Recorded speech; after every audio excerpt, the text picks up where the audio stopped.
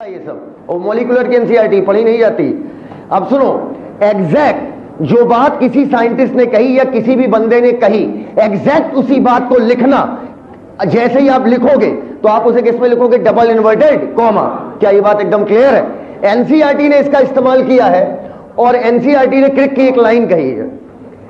क्रिक ने कहा था कि जब हम डीएनए का डबल हेलिकल मॉडल दे रहे थे तो डबल हेलिकल मॉडल में, याद करो मैंने कहा था, इन्होंने चारगाफ रूल का भी इस्तेमाल किया था और मॉरिस विल्किंस और रोजलैंड फ्रैंकलिन इनके एक्सरे डिफ्रैक्शन डाटा का भी इस्तेमाल किया था और डीएनए के डबल हेलिकल मॉडल को दिया और कहा एडेनिन के सामने हमेशा थाइमीन होगा, थाइमीन के सामने हमेशा एडेनिन होगा, ग्वानिन के सामने हमेशा साइटोसिन होगा और साइटोसिन के सामने ग्वानिन होगा। इन्होंने कहा जब हम double helical model of DNA दे रहे थे, इन्होंने कहा कि जब हम double helical model of DNA दे रहे थे उस वक्त ये बात हमारी निगाह से नहीं बची। हमारी निगाह से नहीं बची मतलब हमने देख लिया। तुम मेरी निगाह से नहीं बच सकते, मतलब मैं तुम्हें देख रहा हूं। अब सुनो, ये बात जब हम डबल हेलिकल मॉडल दे रहे थे तो ये बात हमारी निगाह से नहीं बची कि डीएनए रेप्लिकेशन कहीं ना कहीं कॉम्प्लीमेंटेरिटी के सिद्धांत को फॉलो करता है। आप चाहे जितना मुंडी हिला लीजिए, आप अभी नहीं समझ पाए। सुनिए, कहीं ये बात तो सही है। कहते हैं कि जब हम Chargaff rule x-ray diffraction data की मदद से डीएनए का डबल हेलिकल मॉडल दे रहे थे और हमें कॉम्प्लीमेंटेरिटी के बारे में पता चला कि एडेनिन के सामने थाइमीन होगा, ग्वानिन के सामने साइटोसिन होगा, ठीक है, तो हम ये समझ गए थे, ये बात हमारी निगाहों से नहीं बची कि डीएनए रेप्लिकेशन में कहीं ना कहीं ये कॉन्सेप्ट जरूर लगता होगा। एग्जांपल के तौर पर, कल मैंने डीएनए का एक मॉलिक्यूल बनाया था, ऐसे करके बनाए, ऐसे करके बनाए या खोल के बनाए? खोल के बनाइए। खोल के जब हमने डीएनए का डबल हेलिकल मॉडल बनाया, adenine, guanine, cytosine, thymine, guanine, बताओ सामने क्या होगा? थाइमीन, ग्वानिन, एडेनिन और साइटोसिन। स्कूल में यही बोलना आता था और इसी को हम लोग बोलते थे कि हमें मॉलिक्यूलर जेनेटिक्स आ गई है। अब सुनो हमारी बात। अरे शुभम भाई, फिर तुम सेकंड सीट पे बैठे हो, आओ आओ सुनो इधर। कोई बात नहीं, कोई बात नहीं, इधर सुनो, इधर सुनो। कोई मदद करने नहीं आएगा नीट के एग्जाम में, ध्यान रखना। कहते हैं अगर एक स्टैंड के बारे में बता दो तो सामने वाला स्टैंड हम खुद प्रेडिक्ट कर लेंगे। इन्होंने कहा मुझे ऐसा लगता है कि होता कुछ ऐसा होगा। डीएनए रेप्लिकेशन ने पता नहीं था, ना ही इन्होंने दिया था। क्रिक ने सिर्फ अंदाजा लगाया था। क्रिक ने अंदाजा बिल्कुल सटीक लगाया था। कहते मुझे ऐसा लगता है कि अगर एडेनिन के सामने थाइमीन होगा, ग्वानिन के सामने साइटोसिन होगा, तो शायद ऐसा होता हो कि जब डीएनए रेप्लिकेशन होता हो तो ये दोनों मॉलिक्यूल आपस में एक दूसरे से क्या हो जाते हो? अलग। और जब ये दोनों मॉलिक्यूल एक दूसरे से आपस में क्या हो जाएंगे? अलग अलग, तो सामने वाला स्ट्रैंड अपने आप बनता चला जाता होगा। कहने का अर्थ समझिएगा मैंने क्या बोला। कहते हैं कि जब हम डीएनए का डबल हेलिकल मॉडल दे रहे थे तो हमें अंदाजा तो ये था कि एडेनिन के सामने थाइमीन, ये तो अंदाजा था, ये तो चारगाफ ही कह के चले गए थे। अरे चारगाफ रूल यार। कहते हैं एडेनिन के सामने थाइमीन होगा, ग्वानिन के सामने साइटोसिन होगा, साइटोसिन के सामने ग्वानिन होगा, ये बात तो कंफर्म है। तो कहते हैं मुझे ऐसा लगता है कि अगर कॉम्प्लीमेंटेरिटी का सिद्धांत लग रहा है, कॉम्प्लीमेंटेरिटी का सिद्धांत लग रहा है, तो शायद ऐसा होता हो कि दोनों स्ट्रैंड आपस में अलग होते हो और नया स्ट्रैंड अर्थात newly synthesized strand, colour change कर रहा हूं, सामने बन जाता हो। अब कैसे बनेगा तुम बताओ? चलो बोलना चालू करो। एडेनिन के सामने तुम्हें कैसे बता दे? कॉम्प्लीमेंटेरिटी। यही तो तुम भी अंदाजा लगा रहे हो ना कि कॉम्प्लीमेंटेरिटी के सिद्धांत को देखते हुए एडेनिन के सामने होना चाहिए थाइमीन, ग्वानिन के सामने साइटोसिन, साइटोसिन के सामने ग्वानिन, थाइमीन के सामने एडेनिन, ग्वानिन के सामने साइटोसिन। पक्का? अच्छा, अगर कॉम्प्लीमेंटेरिटी ना होती तो क्या इस बात का तुम्हें अंदाजा लग पाता? क्या इस बात का अंदाजा उन्हें लग पाता कि डीएनए रेप्लिकेट कैसे कर रहा? बिल्कुल नहीं लग पाता। आओ उधर आ जाओ, उधर नया से स्टैंड बनाओ।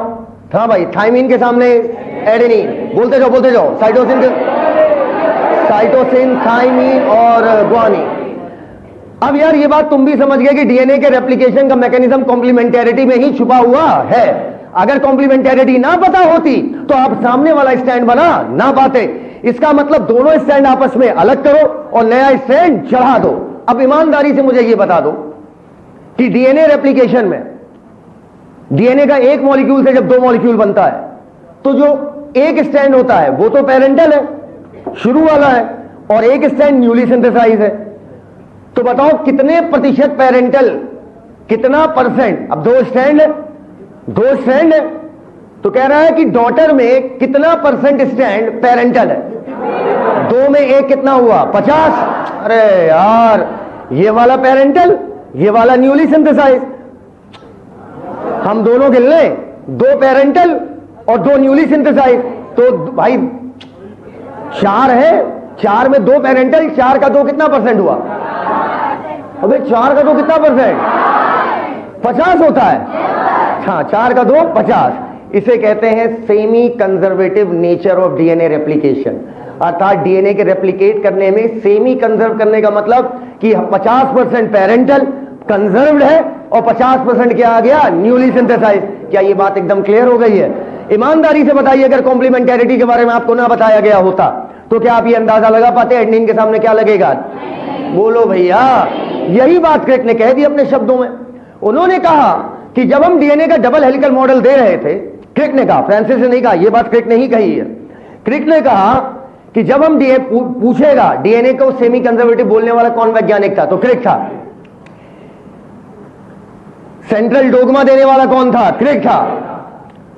क्रिक ने ज्यादा काम किया है। डबल हेलिकल मॉडल देने वाला कौन था? दोनों थे, फ्रांसिस और क्रिक। अब सुनो मेरी बात, उन्होंने कहा कि जब हम डीएनए रेप्लिकेशन करा के, जब हम डबल हेलिकल मॉडल पर काम कर रहे थे, उस समय हमें कॉम्प्लीमेंटेरिटी के बारे में पता था। तो कॉम्प्लीमेंटेरिटी में ही कहीं ना कहीं छुपा हुआ है डीएनए रेप्लिकेशन का मेथड, और बाद में उनकी बात सच साबित हुई कि दोनों स्टैंड अलग होते हैं और सामने कॉम्प्लीमेंटेरिटी के आधार पर स्टैंड बनता चला जाता है। क्या ये बात समझ में आ गई भैया? लिखिए इस पॉइंट को।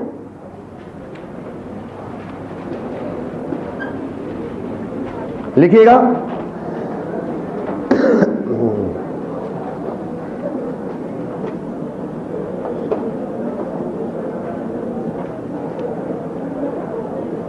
बोले,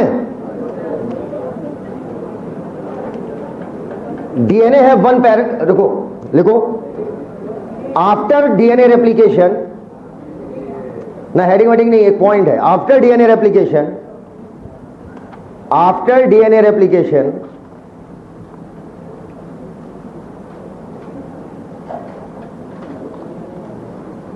after DNA replication, after DNA replication,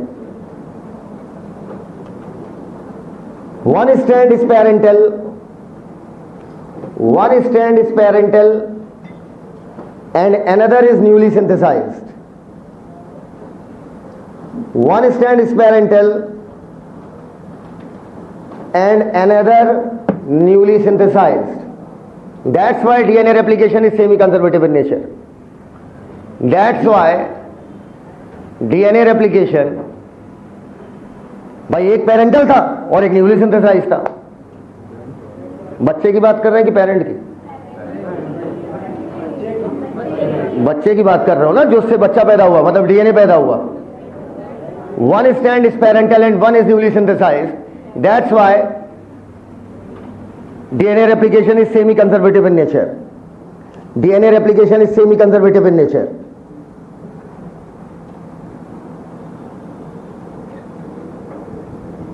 heading है experimental proof,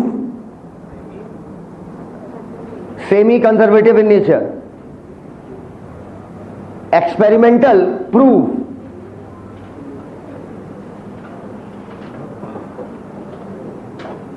for semi conservative DNA replication. Experimental proof for semi conservative DNA replication. Experimental proof for semi conservative DNA replication.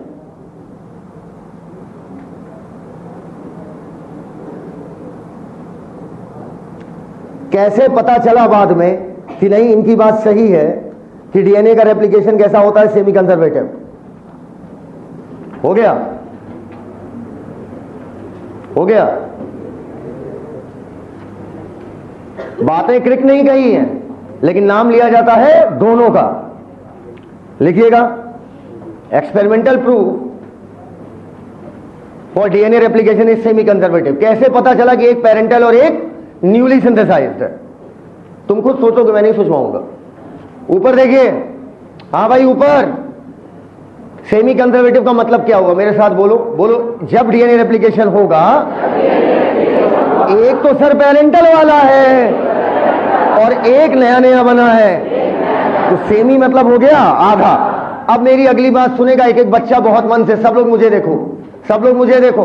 तुम मुझे नहीं देख रहे हो, तुम मुझे नहीं देख रहे हो। हाँ, आप सुनो मेरी बात, मैं क्या कह रहा हूं।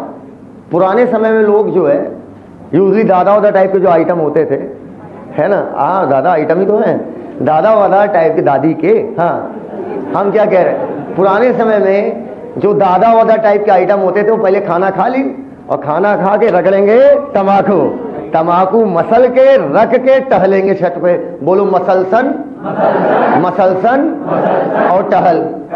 यही दो साइंटिस्ट थे जिन्होंने प्रूफ किया था पहला पॉइंट, मसलसन और टहल। तमाकू मसल के रगड़ो, रखो, घूमो। कितनी लड़कियां तमाकू खाई आज तक, हाथ ऊपर। तेरा हाथ ऊपर हुआ है। तमाकू खाई हो तुम? तमाकू खा के पानी पिया था? लड़के कितना तमाकू खाए हैं?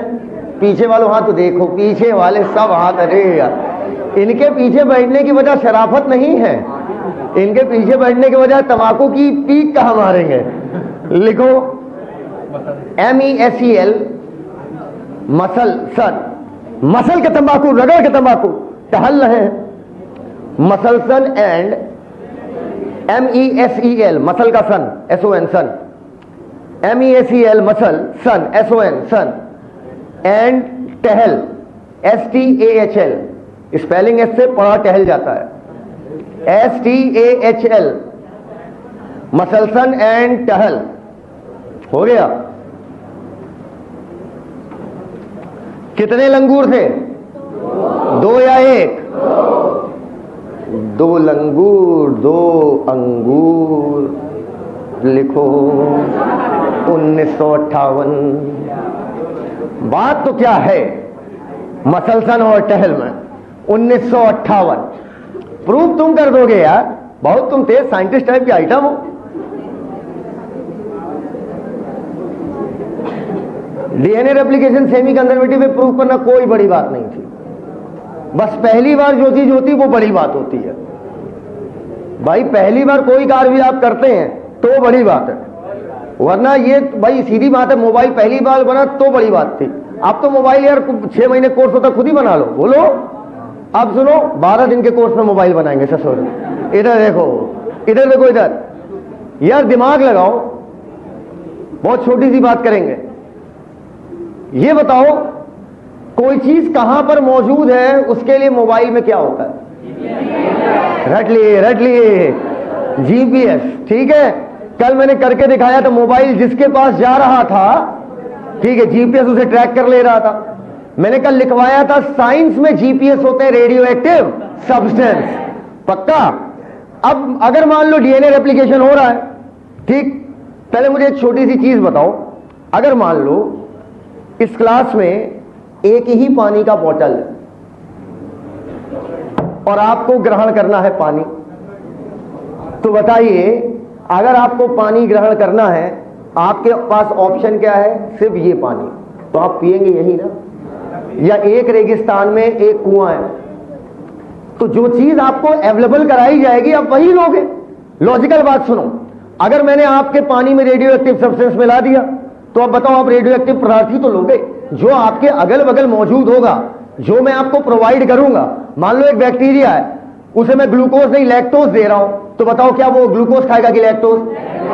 ये बड़ी वाहियात बात मैं कर रहा हूं, मुझे खुद पता है कि सर कैसी बात कर रहे हो। जो चीज आप प्रोवाइड करोगे, भाई एक बैक्टीरिया लिया मैंने, पकड़ लिया, उसके मुंह पे मैंने ग्लूकोज मारा तो ग्लूकोज खाएगा, लैक्टोज मारा तो लैक्टोज खाएगा, रेडियो एक्टिव सब्सटेंस डाला तो रेडियो एक्टिव खाएगा। अब अगर मान लो मैं डीएनए को, मसलसन टहल का एक्सपेरिमेंट छोड़ो, पहले सोचो, पहले इमेजिन करो, अगर मैं डीएनए रेप्लिकेशन के जस्ट पहले, डीएनए रेप्लिकेशन के जस्ट पहले जो नाइट्रोजिनस बेस दे रहा हूं, भाई तुम अबे यहां पर थायमीन जोड़ रहे हो, साइटोसिन जोड़ रहे हो, तो उसके लिए तुम्हें थायमीन देना भी तो पड़ेगा मुन्ना। बोल ही नहीं रहे हो यार। अगर तुम थायमीन दे रहे हो, साइटोसिन दे रहे हो, तो भाई दोगे तभी तो मिलेगा, उसे कि हमें में मिल जाएगा। तुमने बोला एडेनिन के सामने थायमीन, अबे प्रकट थोड़ी हो जाएगा थायमीन। कि एडेनिन के सामने था, वो थायमीन तुम्हें देना पड़ेगा, वो अवेलेबल कराना पड़ेगा। वैसे तो बैक्टीरिया के अंदर खुद पाया जाएगा, बैक्टीरिया खुद बना सकता है, लेकिन मैंने जानबूझकर, जानबूझकर हमने रेडियो एक्टिव थायमीन दिया। कैसा दिया? Radio active. कैसा थायमीन दिया? Radio active. सवाल नहीं सुना आपने, मैंने क्या कह रहे हैं सुना, मैंने कैसा थायमीन दिया? Radio active. अगर आपने जानबूझ, अब ये स्टैंड तो बन गया है, बबीता सुनो मैंने ये 2 स्टैंड तो बन चुके हैं, अब आपका रेडियो एक्टिव थायमीन इसमें तो नहीं घुस सकता है भाई, क्योंकि यहां पर तो एडेनिन के सामने नॉर्मल वाला थायमीन है। लेकिन जब न्यूली सिंथेसाइज स्टैंड होगा तो उसमें जितने भी थायमीन होंगे वो कैसे होंगे? Radio active. अरे यार, जितने भी थायमीन होंगे वो क्या होंगे? Radio active. पहले बताओ ये बात समझ में आ गई है? बोले ही नहीं भाई।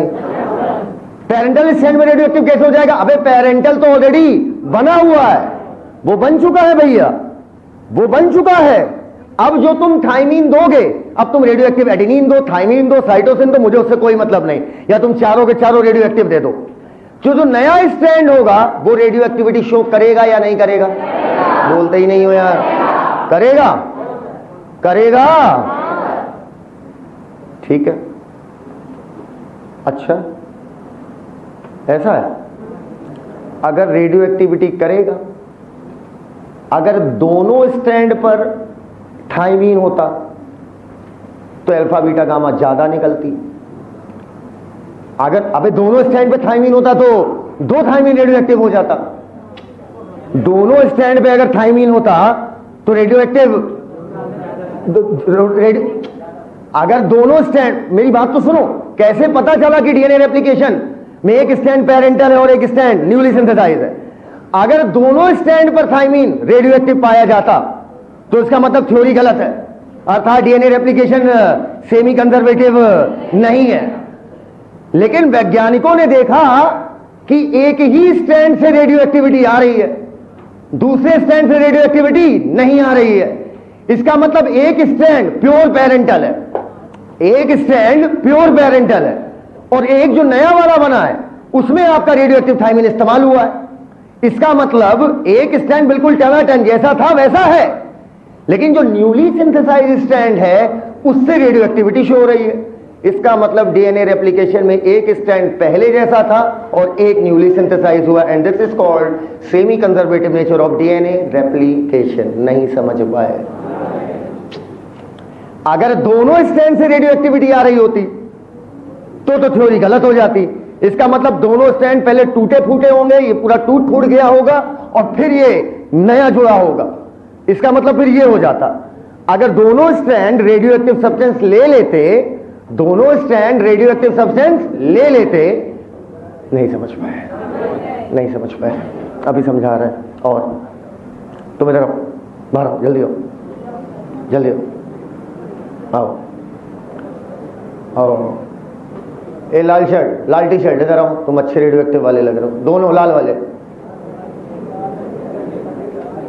अबे दोनों लाल लाल वाले आ जाओ यार, एक तुम लाल, एक पीछे लल कहाँ बैठा है, सामने छोड़ देंगे फिर कहीं ना नहीं। हाँ पीछे ललका है, हाँ खड़े हो, तुम ही से कह रहे हैं। हाँ आओ, जो हमसे कम बुरा है, आओ। अब समझना मेरी बात।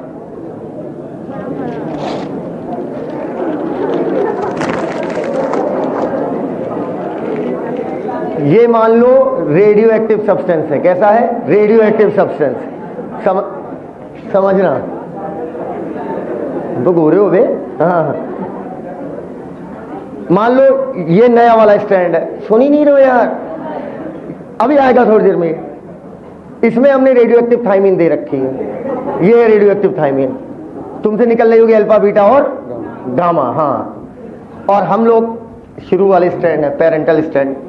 बोलो यार, हम पे रेडियो एक्टिविटी का कोई फर्क नहीं पड़ेगा, ये हम पे चाहे जितना रेडियो एक्टिव सब्सटेंस मारे, हम दोनों तो आपस में हाइड्रोजन बॉन्डिंग किए हुए हैं, हम लोग तो आपस में एकदम अटैच्ड है, डबल। बोलो यार, सेमी कंजर्वेटिव का मतलब कि 50% पेरेंटल, एक पेरेंटल होगा, एक न्यूली सिंथेसाइज होगा। अब ये प्रूफ करना है, प्रूफ करने के लिए हमने रेडियो एक्टिव बनाया थायमीन को। बोलो यार, अब हुआ यूं, हम दोनों हुए अलग, ठीक। कॉम्प्लीमेंटेरिटी का, उधर जाओ, उसके चिपक जाओ। कॉम्प्लीमेंटेरिटी का सिद्धांत लगाते हुए ये नया स्ट्रैंड आ गया। देखा गया रेडियो एक्टिविटी सिर्फ एक स्ट्रैंड से आ रही है, अगले स्ट्रैंड से नहीं आ रही है। इसका मतलब एक स्ट्रैंड पहले जैसा था और एक स्ट्रैंड अभी न्यूली सिंथेसाइज था। नहीं समझ पाया। अगर मान लो दोनों स्ट्रैंड से रेडियो एक्टिविटी आ रही होती तो मामला गड़बड़ा जाता। मतलब एक तरीके से हमसे भी आ रही होती, इनसे भी आ रही होती। मतलब थायमीन हमने भी लिया, इसने भी लिया, मतलब पेरेंटल स्टैंड के साथ छेड़खानी हुई है। फिर कहां का सेमी कंजर्वेटिव, फिर कहां कंजर्व हुआ, फिर तो अरे नहीं बात सुनो, फिर कहां कंजर्व हुआ, फिर कंजर्वेशन का मतलब ही नहीं रहा। अगर इससे भी रेडियो एक्टिविटी आ रही होती, इससे भी रेडियो एक्टिविटी आ रही होती, फिर कंजर्व का मतलब क्या हुआ? कंजर्व मतलब जो चीज जैसी थी वैसी ही है, तब तो आप कंजर्व वर्ल्ड बोलेंगे। बताओ मोटी, सही है कि नहीं? अगर कंजर्व वर्ल्ड तब बोलोगे जो चीज जैसी थी वैसी ही है, और आपने रेडियो एक्टिव थायमीन डाल दिया है।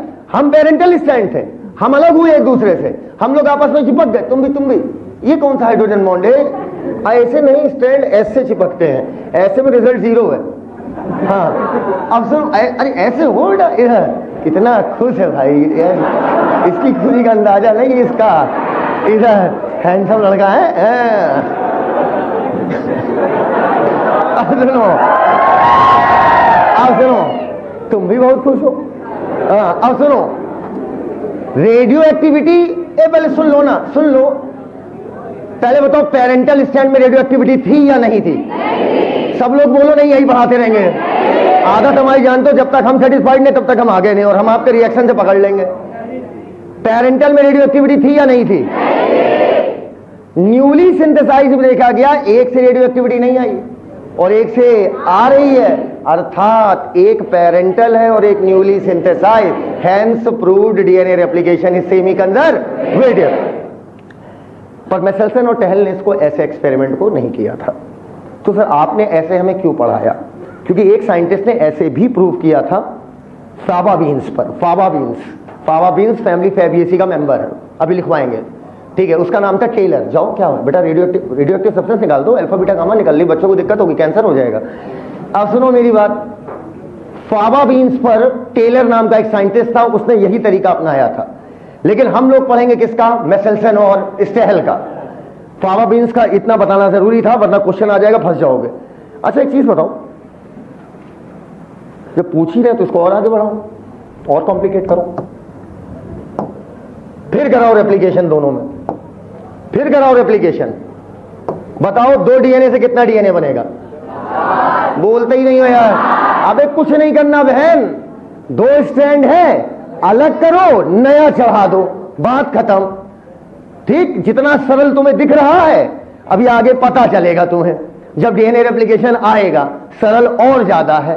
अभी बस इतना जानो, 2 स्ट्रैंड को क्या करना है? अलग, नया स्ट्रैंड चढ़ा दो, बात खत्म करो। फिर दिया हमने रेडियो एक्टिव सब्सटेंस, फिर दिया रेडियो एक्टिव सब्सटेंस, दे दिया। गर्ग मिश्रा आजा बेटा, इसको तोड़ के दिखाओ। रेडियो एक्टिव स्ट्रैंड के लिए जुगनू लाइन होगी और नॉर्मल स्ट्रैंड के लिए सीधी लाइन होगी। गलत हुआ तो हत्या होगी।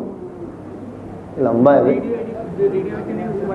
हाँ, जो रेडियो एक्टिव से राइट में करना है। कितने साल के हो गए? दाढ़ी बड़ी कुछ है ही नहीं हमारे। 15 साल के हो?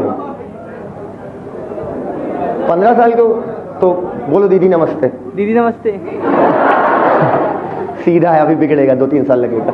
हाँ, तब तक मेडिकल कॉलेज पहुंच जाएगा आराम से। हाँ भाई 1 मिनट, हाँ करो, लिखो नहीं, वो सब बकैती मत लिखो। वो सब बकैती लिख, हम पूरे में टीटी लिख देंगे, वो तो फर्जी लिखा गया है, उसका कोई मतलब थोड़ी है। कोई लौंडा बहुत सही दिमाग लगा रहा है, वो क्या कर रहा है, पहले स्टैंड कर दे रहा है ना, बाद में फटाफट रेडियो एक्टिव चढ़ा देगा। हाँ, कंफर्म पीला जाएगा। क्या कर रहे हो मुन्ना? तुम रेप्लिकेट कर रहे हैं। तुम रेप्लिकेट तुम मत करो बेटा, कराओ। कह रहे हैं सर हम रेप्लिकेट कर रहे हैं, तुम बेटा मत करो बेटा, गलत बात है ना? इधर आओ। गार्गी मिश्रा, तुम्हारे भाई ने अगर गलत उत्तर दिया, कहाँ है? बैठी है, कहाँ है? हाँ तो मार दें? करी मार दियो, दबा के मारिएगा इसको। अब पहले बताओ क्या करूं? हम खुद कर देंगे। तो पहले इसको रेप्लिकेट कराएंगे। पहले रेप्लिकेट कराएं? अरे रेप्लिकेट में क्या करें? पहले दोनों स्टैंड अलग अलग करें। चलो भैया, दोनों स्टैंड अलग कर दिए। तुम्हारे कहे ये, तुम्हारे कहे देखो सफेद वाला स्टैंड अलग कर दिए और जुगनू वाला स्टैंड अलग कर दिए। अरे मोर माई रे, अरे मोर माई रे। ठीक, अब इनको भी अलग करें? ठीक है, कर दिया भैया। सफेद वाला सफेद वाला सफेद वाला सफेद वाला अलग कर दिए और जुगनू वाला अलग कर दिए। अब बताओ क्या करें? अब इसमें न्यूली नया स्टैंड बना दीजिए। हाँ ठीक है, न्यूली स्टैंड कौन सा बनेगा? रेडियो एक्टिव कि non radio active? Radio active बता रहे हैं। क्या ये कन्या अपनी जगह पर सही है? सिर्फ लिपस्टिक, बाली और कजरोटा लगा लो, कसम से ब्याह कर लेंगे तुमसे। सुनो हम क्या कहते हैं इधर भैया, लड़कों अब एक नई अफवाह मत बना देना, है ना? पता वो देखा सर के मुंह से क्यों निकला, दैट मीन्स कुछ तो है। रिकॉर्डिंग चल रही है ऊपर से। हाँ सर, नया सर सुन लीजिए, अगर ये लाइन समझ लीजिएगा तो तेजी से सीट पे धप से टैप कर दीजिएगा, और पहले किए तो पेल देंगे, पहले शुरू हो गए तुरंत। सर नया स्टैंड नॉर्मल होगा या रेडियो एक्टिव होगा, ये इस बात पर डिपेंड करेगा कि आपने रेडियो एक्टिव थायमीन दिया है या नहीं दिया है। कितने लोग से बस पूर्ण सहमति। रेडियो एक्टिव थायमीन दिया है तो नया स्टैंड कैसा होगा? Radio active. बस खत्म, बन गया डीएनए। कितने मॉलिक्यूल बने? 4। पक्का? अब मेरा एक क्वेश्चन है, इस वाले डीएनए से और इस वाले डीएनए से किससे भयानक रेडियो एक्टिविटी आ रही है? देखिए तो ज्यादा चमक रहा, हलला रहा है। एकदम क्लियर है ये वाली बात। आओ सिखाते हैं। ये बताओ नाइट्रोजन का एटॉमिक नंबर कितना होता है? 7। हाँ 7। और मुझे पता था आपके मुंह से मां से ही निकलेगा, क्योंकि आपको पता है कि यहां N14 सर इस्तेमाल करेंगे। N14 नाइट्रोजन, 14 एटॉमिक मास है, ठीक है? बोझा सर पे लेके चलते हैं ना, पैर पे थोड़ी, इसलिए बोझा वाला मास वाला किधर रखोगे? ऊपर। हाँ ये भी बताना पड़ता है बेटा, नहीं कुछ लोग आके पूछते हैं 14 ऊपर क्यों लिखा। और एक होता है N15। बेटा मेरी बात सुनना, इन दोनों में कौन सी रेडियो एक्टिव है? 15 की 14? दोनों रेडियो एक्टिव नहीं है, दोनों रेडियो एक्टिव नहीं है। C14 रेडियो एक्टिव है, कार्बन 12 नॉर्मल है, कार्बन 14 रेडियो एक्टिव है। अब मुझे याद नहीं, थोड़ा टाइम हो गया। प्रोटियम, ड्यूटेरियम, ट्रिटियम शायद रेडियो एक्टिव है। हाइड्रोजन का तीसरा वाला आइसोटोप ना? हाँ, प्रोटियम, ड्यूटेरियम और ट्रिटियम, ट्राइटियम। अच्छा ट्राइटियम, अच्छा। ना 14 रेडियो एक्टिव है ना 15। पॉइंट नंबर पहला, इधर सुनो, ये नाइट्रोजन का आइसोटोप है। हाँ बिल्कुल सही, ना 14 रेडियो एक्टिव है ना 15। बस दोनों में वजन किसका ज्यादा है? पक्का? तो क्यों ना 15 वालों को हैवी नाइट्रोजन बोल दे, हैवी नाइट्रोजन, और 14 वाले को लाइट नाइट्रोजन। भैया एक बात बता दे, इधर सुनो सकीना, जो दोगे वही तो लेगा, जो तुम नहीं दोगे वो कैसे लेगा? बताओ प्रभु, सही है कि नहीं? जो दोगे नाथ, सुनो तो क्या आज्ञा दे रहे हैं, जो देंगे वही तो लोगे। कहां सोच रहे हो भाई, ज्यादा गहराई मत जाओ। जो देंगे वही लोगे।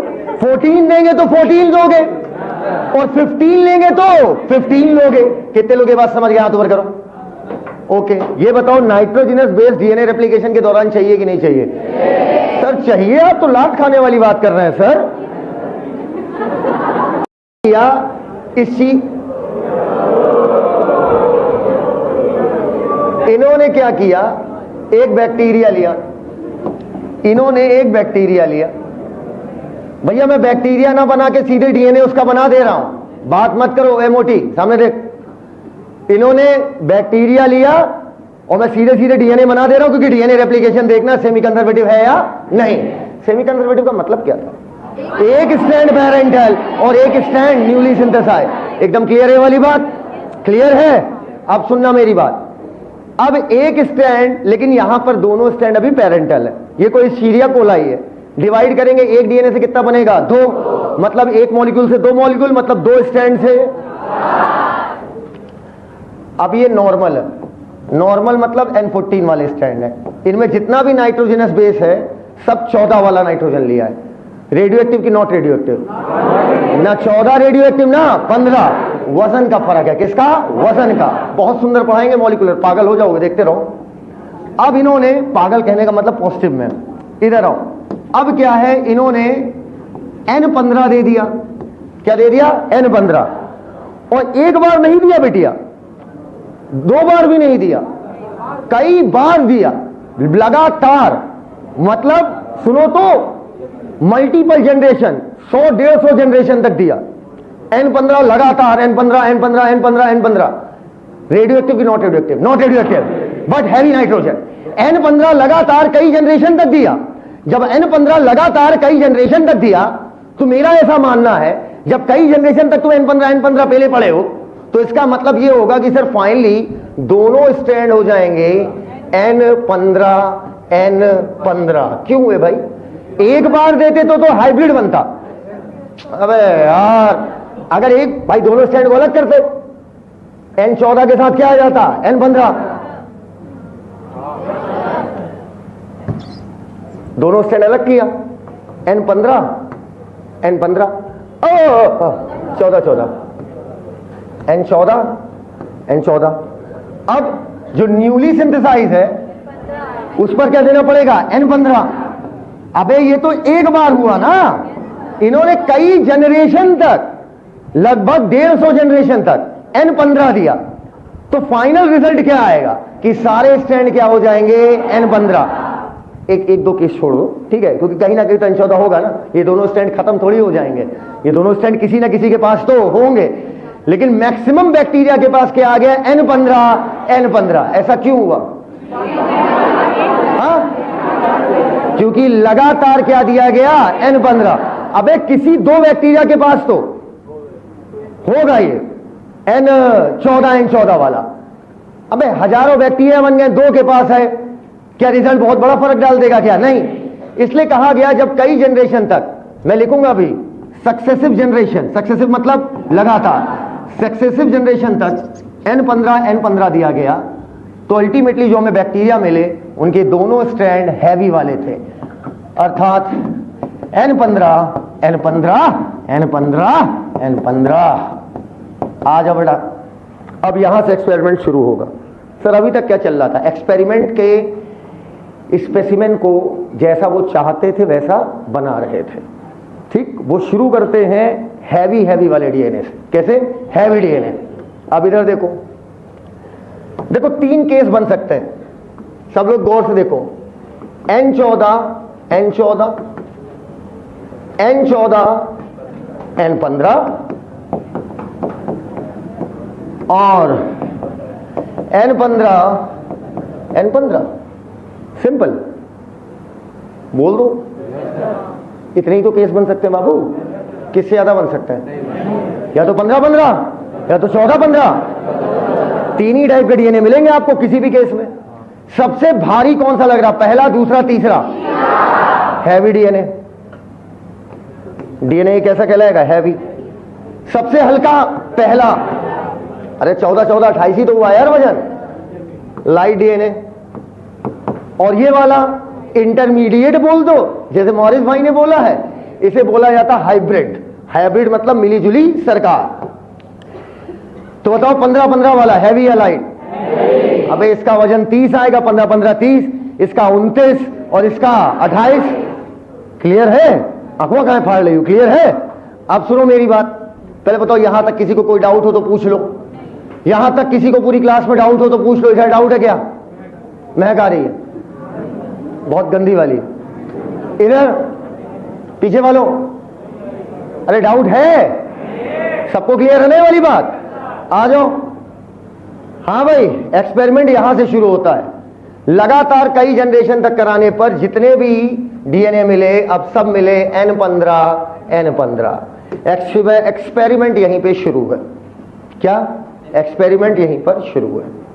बड़ी अहम बात बोलने जा रहे हैं। पहले बताओ यहां तक क्लियर है? एकदम बोलते ही नहीं। मैं रेडियो एक्टिव वाला बना लिया था, कोई बात नहीं, इतना बना लो। हाँ हाँ, ये लाइन नहीं एक्सपेरिमेंट है। कहाँ दिया ये लाइन? क्या? हाँ बहुत सही कह रही हो, जो भी कह रही हो बहुत अच्छा कहती हो तुम कहती हो मैं पागल हो जाता हूँ सुनने के बाद। क्या लिखवा रहा था? बस खत्म, एक्सपेरिमेंट हो गया, आगे बढ़ो। बोल विसिया फाफा वाली लाइन, वो भी थोड़ी देर में आएगा, वो बाद में आएगा, वो तो बस समझाने के लिए पहले लाया जाता है।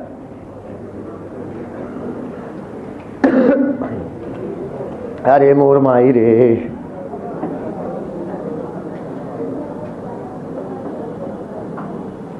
हम तो भैया मर जा, मुड़िया पिरात बा।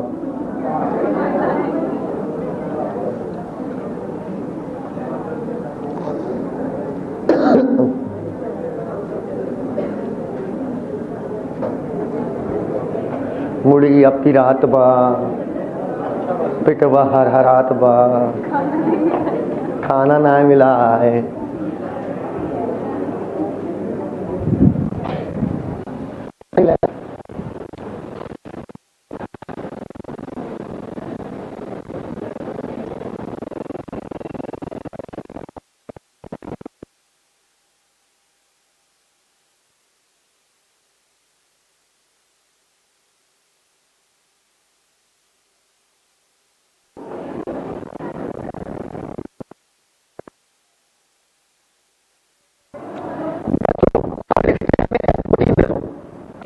खुद ही दे दो, निकालो रिजल्ट क्या आएगा।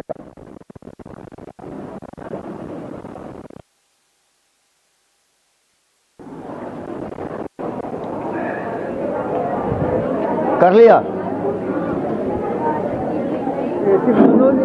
अगले अब इसके आगे, अच्छा ये क्लियर है ना यहां तक? यार आओ, अगली जनरेशन में N14 दे दो, रिजल्ट निकालो। अबे निकालना, मुझे क्या पूछ रहा है?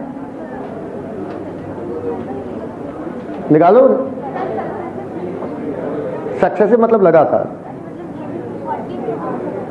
मैं 14 बस, अब यहां से एक्सपेरिमेंट चालू माना जाए। लाइन खींच दो, एक बार N14 दिया है। अन्नू बोलती नहीं हो तो हमसे। हाँ अब N14 दे दो, एक साथ उत्तर देंगे जब मैं बोलूंगा। फर्स्ट सेकंड थर्ड कौन वाला बना? किसका थर्ड बना है? फर्स्ट बनना चाहिए था। अगर फर्स्ट बनता तो मैं उसे गलत बोल देता। बिल्कुल सही, कुछ नहीं किया, दोनों स्टैंड को क्या किया? अलग। N15, लेकिन अब आपने कौन सा नाइट्रोजन दिया? लाइट वाला, तो N14। तो बताओ। हाँ सक्सेसिव नहीं, एक बार सक्सेसिव इसलिए किया था ताकि दोनों स्टैंड कंफर्म हो जाए कि N15 हो जाए। समझ गई बात को? अब अगर नए स्टैंड पर, सुन लो भैया बाबू, अगर नए स्टैंड का वजन लाइट से ज्यादा आया और हैवी से कम आया, अगर इस डीएनए का वजन, लाइट मतलब ये वाला लाइट नहीं, लाइट का वजन है 28, हैवी का वजन है 30 और हाइब्रिड का है 29, लाइट से ज्यादा आया, लाइट से ज्यादा आया हाइब्रिड से कम, हाँ हैवी से कम, लाइट से ज्यादा आया। जो अभी डीएनए बना है तुम्हारा N14 N15 वाला, लाइट से ज्यादा आया और हैवी से कम आया। DNA replication is semi conservative, confirm कि N14 अब N15 के साथ क्या आ गया है, N14। हटो जरा, तुम्हें क्लियर है? ठीक, अब सुनो, इधर देखो सर, वजन कैसे नापा जाए, ये भी एक समस्या है सर। कैसे पता चलेगा इतनी हल्की चीज का वजन? mR²। टेस्ट ट्यूब को नचा दो, भारी चीज तली में जाएगी, हल्की चीज ऊपर आएगी और बीच वाले वजन की चीज बीच में आएगी। मौलाना तुम बीच में आओगे, समझो मेरी बात। जब इसे आपने टेस्ट ट्यूब में डाला तो सारा डीएनए टेस्ट ट्यूब में डाला, अरे कल पढ़ाया था यार mR²। भारी चीज तली में जाएगी, हल्की चीज ऊपर आएगी, बीच के वजन की चीज कहां आएगी, बीच में। डीएनए सिर्फ और सिर्फ इनको मिला बीचों बीच, hence DNA replication is semi conservative. फिर कराओ, इनमें कराओ N14। जब नहीं बोला जाता तो समझ जाए करो कि 14 दिया गया है, फिर N14 दो।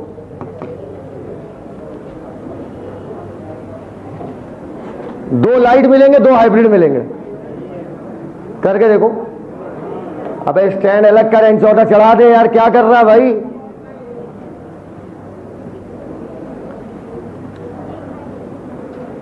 एक हाइब्रिड मिल रहा है? अच्छा अच्छा,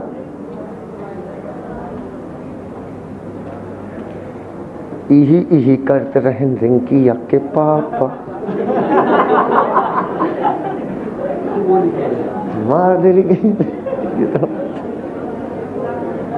अगर किसी का नाम रिंकी है तो बुरा ना माने।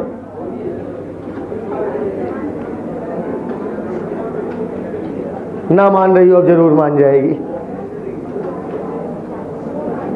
वहां पिताजी लंबे, मम्मी पापा लंबे, मम्मी दोनों लंबे, बहुत सही। हमसे ज्यादा? अच्छा, तो इग्नोर करते हैं। हो गया भाई? कितने लोगों का आंसर आ गया? हाथ ऊपर कर लें, बहुत तेज ऊपर करेंगे, बहुत तेज वाला, तेज ऐसे।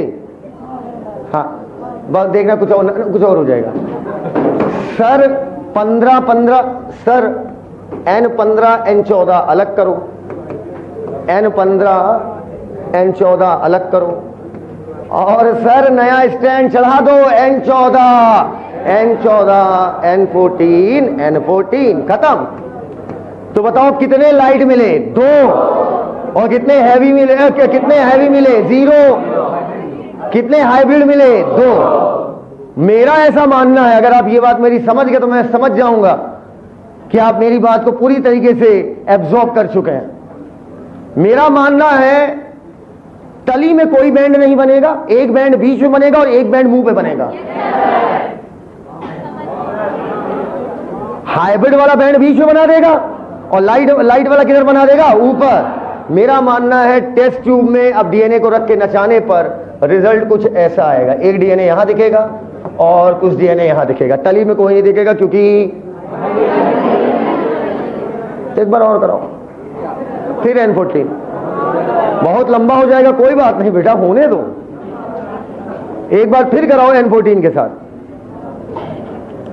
मैं पल दो पल का शायर हूँ, पल दो पल मेरी कहानी है, पल दो पल मेरी हस्ती है, पर सदा के लिए मेरी जवानी है। मैं पल दो पल का शायर हूँ। हाँ N14 दो। हाँ रुके बेटा, बनाओ जल्दी बनाओ। आपको लेकिन टेस्ट ट्यूब वाला भी बनाना पड़ेगा, नहीं कर पा रही हो। मैं क्यों करा रहा हूं अभी तुम समझ जाओगे। मैं क्यों करा रहा हूं अभी तुम समझ जाओ। करा मेरे भाई, कुछ समझ नहीं आया क्या? तुमसे पूछ रहा हूं, समझ नहीं आया क्या? दोनों स्टैंड को अलग करना है। क्या चीज भैया? 2 डीएनए है, एक डीएनए से कितना बनेगा? 2। जब 2 डीएनए को रिप्लिकेट कराओगे तो 4 से बनेगा 8। भाई हर डीएनए को कराओगे ना रेप्लिकेशन, अभी और कोई डाउट पूछ लिया करो ना मेरे भाई, तू बोलना पड़ता है। साला स्कूल में पूछो साला नहीं बताते थे, और साला यहाँ मतलब खुद पूछो कि बताओ बताओ बताओ। रिजल्ट आ गया, बहुत बढ़िया। बहन का रिजल्ट आया है 6 लाइट 2 हाइब्रिड। क्या ये करी कैसे हो तुम? इधर पहले इसको किए। लगातार N15 देके N15 अब यहीं से एक्सपेरिमेंट शुरू माना जाएगा। अब N14 दी तो भाई ये दोनों स्टैंड अलग करो। ये दोनों हाँ, हाँ। डीएनए रेप्लिकेशन में क्या होता है, अलग। पेरेंटल स्टैंड दोनों अलग हो जाते हैं, फिर उसके ऊपर नया चढ़ा दो। और नया स्टैंड तुमने क्या दिया है, N14 दिया है, तो N14 चढ़ाओ उसके ऊपर। N15 अलग करो, उस पर N14 चढ़ा दो, फिर उसको अलग करो, फिर N14 चढ़ा दो। बसंती हो गया, ठीक।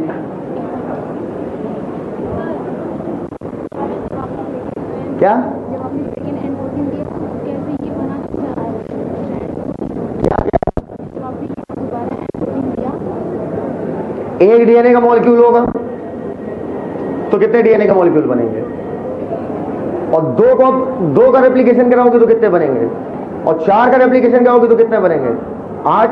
क्योंकि 4 स्टैंड में अगर 4 डीएनए है तो स्टैंड 8 है भाई। 4 डीएनए है, स्टैंड 8 है। 4 डीएनए में स्टैंड कितना हुआ, 8। और 4 डीएनए को क्या करोगे, अलग, तो स्टैंड मिलेंगे कितने, 8। 8 पर न्यूली सिंथेसाइज चढ़ाओगे तो डीएनए कितने हो गए, 8। कुछ नहीं करना है, दोनों लाइन को अलग करो, नया स्टैंड चढ़ाओ। आजकल रो रही हो कि नहीं, नहीं रो रही हो, शुरू करो बेटा, एग्जाम आ गया, रोना नहीं है। हो गया, किसका नहीं आया जल्दी बताओ, तुम्हारा नहीं आ नहीं गया, जिसका नहीं आया है कोई है, अब्दुल्ला आया, किसका नहीं आया, जिसका आ गया सब लोग एक साथ हाथ ऊपर करें। तुमने नहीं ऊपर किया वो बहन, नहीं बताओ कितने लाइट आए बताओ। और हाइब्रिड हैवी मेरी एक लाइन को सुनना बड़े मन से। यू नो 10 में 7 कितना परसेंट हुआ, कितना, 100 में 7 कितना हुआ, 10 में 7 कितना परसेंट हुआ, 70। 100 में 7 चुप, 10 में 7 कितना परसेंट हुआ, 70। 100 में 70 कितना हुआ, 1000 में 700, हाँ 70% तुमने फिक्स कर लिया। वैल्यूज अलग अलग आ रही, वैल्यूज अलग अलग आ रही। मैं कहूं मेरे पास किसी इंसान की तुलना में 70% पैसा है, किसी इंसान की तुलना में 70% पैसा है, तो बताओ मैं अमीर हूं या गरीब? अब हम कहते हैं की तुलना में 70% है तो अमीर हो गए। हम कहते किसी बेगर की तुलना में है तो गरीब हो गए। अर्थात percentage never give us exact value. Percentage कभी आपको एग्जैक्ट वैल्यू नहीं बताता किसी चीज की। अगर मैं बोल दूं 100 में 70 तो भी 70%, 1000 में 700 तो भी 70, 10,000 में 7,000 70, हर बार 70% आ रहा है, क्योंकि percentage just give us comparison कि 100 में कितना। अब आप कहोगे सर मैक्सिमम परसेंटेज 100 क्यों लिया गया, मैक्सिमम परसेंटेज 100 क्यों लिया गया? चलो बताओ बेटा, 200 में 100 जोड़ो कितना हुआ, 273 में 183 जोड़ो। शांत बैठो, समझिए मेरी बात। अर्थात हम 100 की डिजिट के साथ तुलना अच्छी कर लेते हैं, ये हमारा ह्यूमन ब्रेन है, ये हमारा ह्यूमन ब्रेन है। जिस डिजिट के पास में 0 होगा उस डिजिट का कैलकुलेशन हमारा बहुत फास्ट हो जाता है या नहीं है? हमें 3, 5, 7, 9 से 2, 4, 6, 8 के कैलकुलेशन गलत नहीं होगा। ये ह्यूमन ब्रेन है, ये ह्यूमन साइकोलॉजी है कि हमें ऑड नंबर नहीं पसंद होते हैं, हमें एवन नंबर पसंद होते हैं। समझ लो मेरी बात। अब क्या कह रहा हूं इसको सुनो। कहते हैं percentage never gives us exact value. ठीक है, किसी के पास 700 रुपए तो भी 70 हुआ, अरे 1000 का,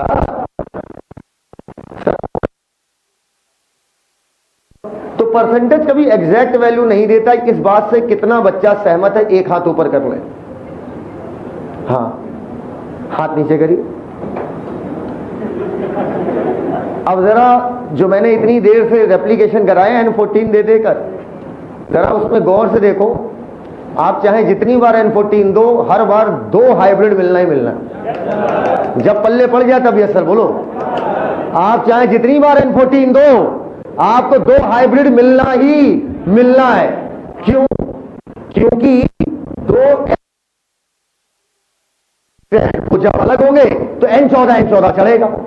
फिर सुनो मेरी बात, आप चाहे जितनी बार N14 देते रहो, 2 हाइब्रिड मिलना तय है। लेकिन अगर आप परसेंटेज बात करोगे तो हाइब्रिड परसेंटेज में कम होते रहेंगे, क्योंकि लाइट भी तो पड़ रहा होगा। हाइब्रिड बार बार कितने मिलेंगे? 2, लेकिन हाइब्रिड का परसेंटेज क्या मिलेगा हमें? कम। टोटल कितना डीएनए मिला अभी लास्ट में? 8 मिला है, बोलते ही नहीं है। 8 मिला, ठीक है। 8 में हाइब्रिड।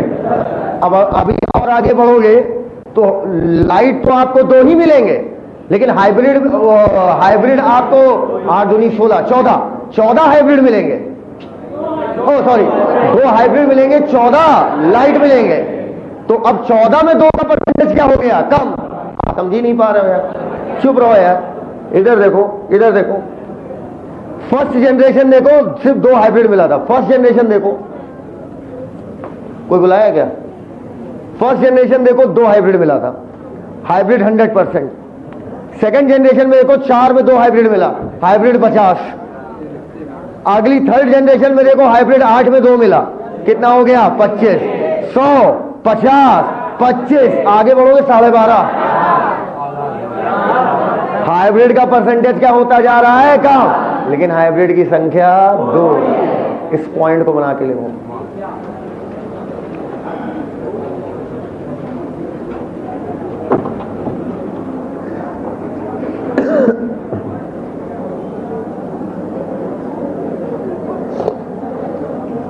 देखो, इन दिस केस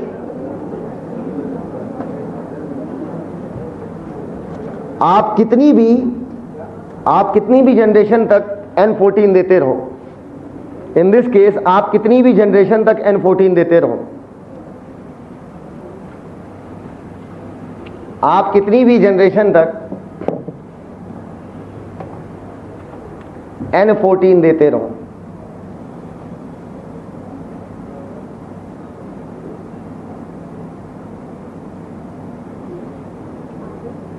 हो गया। हर बार हाइब्रिड डीएनए 2 ही मिलेगा।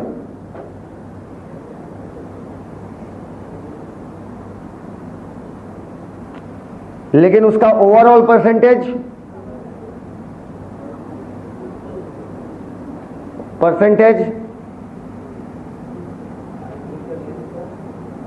ये किसकी बुक है भाई? ये बुक किसकी है? तुम्हारी ही है विद्यांशी, तुम्हारी है। परसेंटेज देखो कैसे लिखी, परसेंट बनाई है, फिर लिखी TEG, परसेंटेज। पढ़ने में आ तो रहा है, पूरा नहीं आ पा रहा लेकिन उसका ओवरऑल परसेंटेज कम होता जाएगा और नॉर्मल डीएनए का परसेंटेज बढ़ता जाएगा। ओवरऑल परसेंटेज, अंकित यार आम खिलाओ, कच्चा आम। परसेंटेज परसेंटेज कम होता जाएगा और नॉर्मल डीएनए का नंबर, नॉर्मल डीएनए का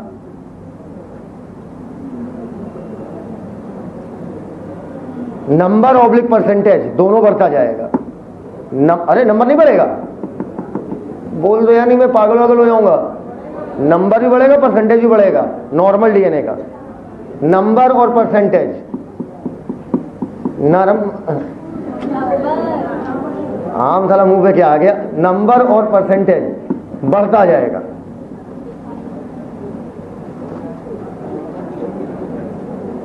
कोई अगर मुझे इसका उत्तर दे तो कसम से आज यहां मैं नाचूंगा और गाना भी तरह तरह गाऊंगा, खुद नाचूंगा, खुद बजाऊंगा। बताएंगे? गाना सुनो तो गाने के बोल कुछ इस प्रकार हैं।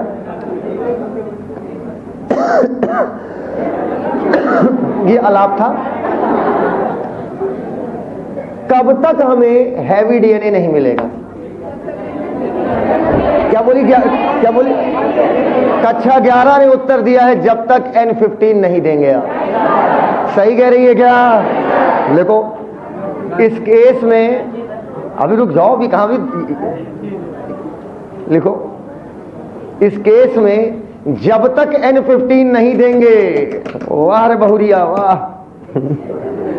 जब तक N15 नहीं देंगे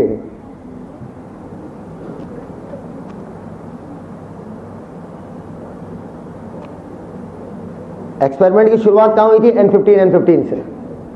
जब तक N15 नहीं देंगे तब तक एक भी हैवी डीएनए नहीं मिलेगा। लास्ट लाइन, एक्सपेरिमेंट खत्म।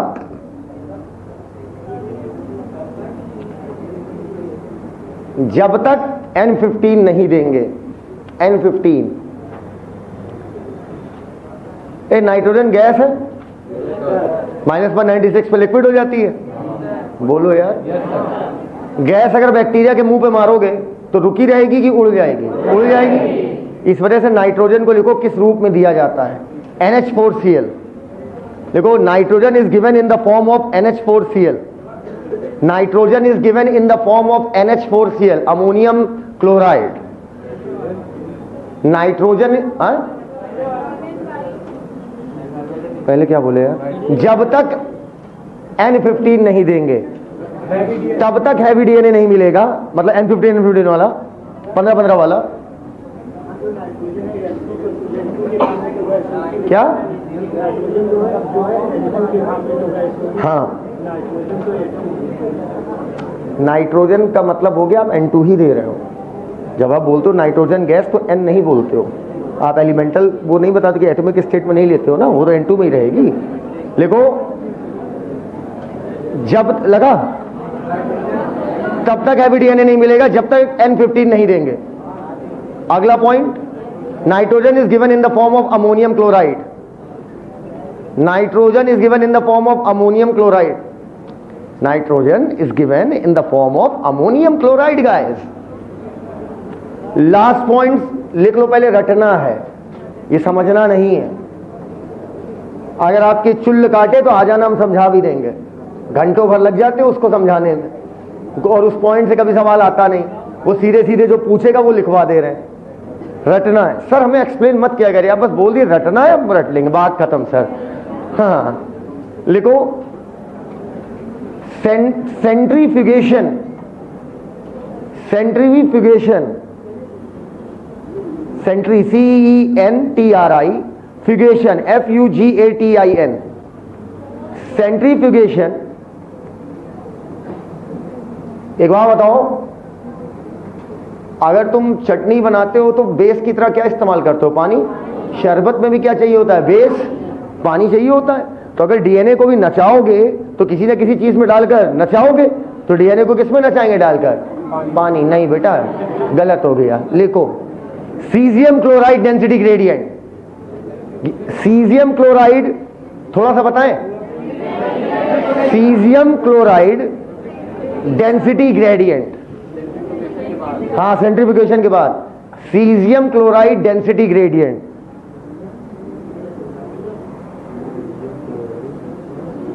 सेंट्रीफ्यूगेशन के बाद लिखो में सेंट्रीफ्यूगेशन में सीजियम क्लोराइड डेंसिटी ग्रेडियंट को बेस की तरह यूज करते हैं।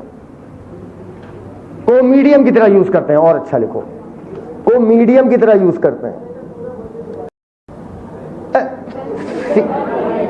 सेंट्रीफ्यूगेशन में सीजियम क्लोराइड डेंसिटी ग्रेडियंट को मीडियम की तरह यूज करते हैं। क्यों यूज करते हैं नहीं जानना है, छोड़ो, फालतू की बात नहीं। लास्ट पॉइंट खत्म।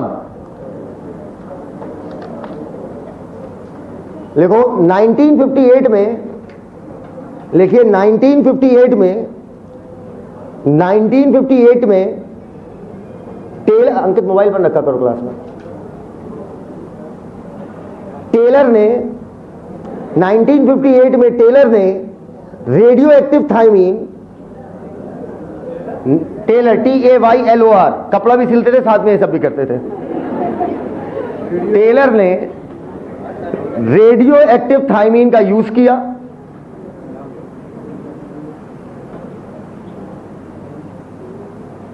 ये लिखी बिछिया फाबा,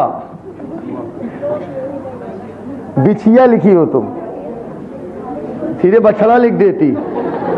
रेडियो एक्टिव थायमीन का यूज किया और विसिया फाबा, VICIA,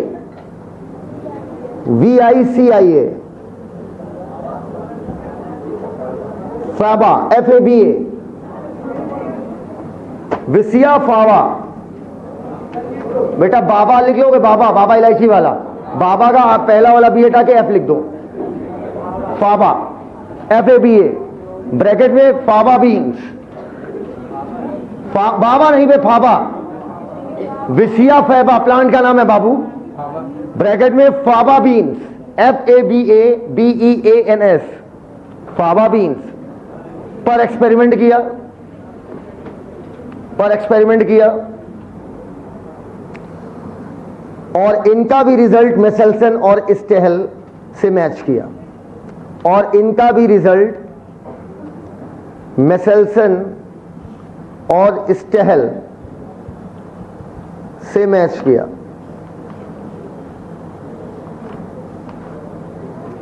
और इनका भी रिजल्ट मेसेल्सन और स्टेहल से मैच किया।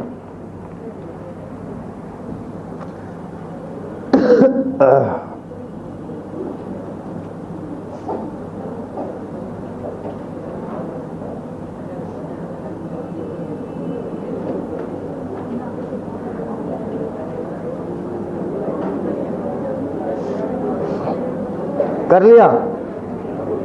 अब बेटा वो लिख लो, अब ये लिख लो, N14 light nitrogen, N15 heavy nitrogen, N14 light nitrogen, N15 heavy nitrogen.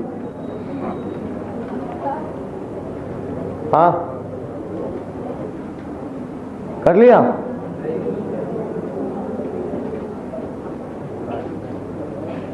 ये एक्सपेरिमेंट बताता है कि डीएनए रेप्लिकेशन कैसा है, सेमी कंजर्वेटिव, अर्थात one strand is parental and one strand is newly synthesized. Francis और क्रिक ने क्या बताया था कि सेमी कंजर्वेटिव होता है, लेकिन प्रूफ किसने किया था? स्टेहल ने। एक पॉइंट लिखिए, बढ़ा दीजिएगा, बस एक पॉइंट बढ़ाइए, लिखिए Francis and Crick told about semi-conservative nature of DNA replication. Francis and Crick told about semi-conservative nature of DNA replication. Come on, काजल गुप्ता, कोमल हो गया। Told about semi-conservative nature of DNA replication. Mr. Francis Olaraya, Francis and Crick told about semi-conservative nature of DNA replication, but experimentally proven by Meselson and Stehel. But experimentally proved by Francis and Crick told about semi-conservative nature of DNA replication. Francis and Crick told about semi-conservative nature of DNA replication, but experimentally proven by Meselson and Stehel.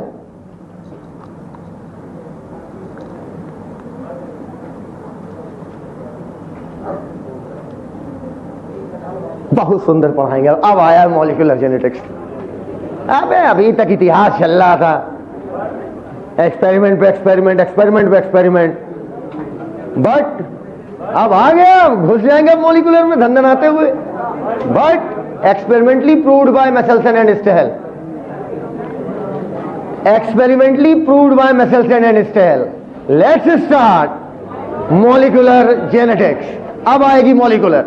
अभी तक ये क्या था? ये था इतिहास of molecular genetics, कि कैसे कैसे डीएनए आया, कैसे डीएनए की खोज हुई। सुनो, माइशर ने, ये लोग ऐसे होते हैं जैसे मतलब अब बारात आई है एकदम। अब क्या हो भाई, माइशर ने डीएनए खोजा, किसी ने डीएनए का हेलिकल मॉडल दिया, किसी ने बताया डीएनए जेनेटिक मटेरियल है, किसी ने चारगाफ रूल दिया, किसी ने कुछ दिया। ये सब तो इतिहास था।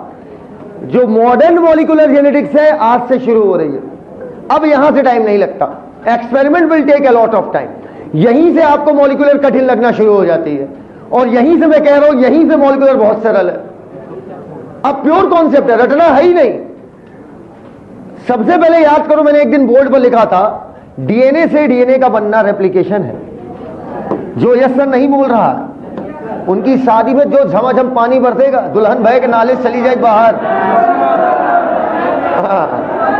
दुल्हन बहकर नाले से बाहर चली जाएगी। हाँ, डीएनए से डीएनए का बनना रेप्लिकेशन। कोई नीचे नहीं देखेगा भाई। डीएनए से आरएनए का बनना ट्रांसक्रिप्शन, आरएनए से प्रोटीन का बनना ट्रांसलेशन। ठीक है।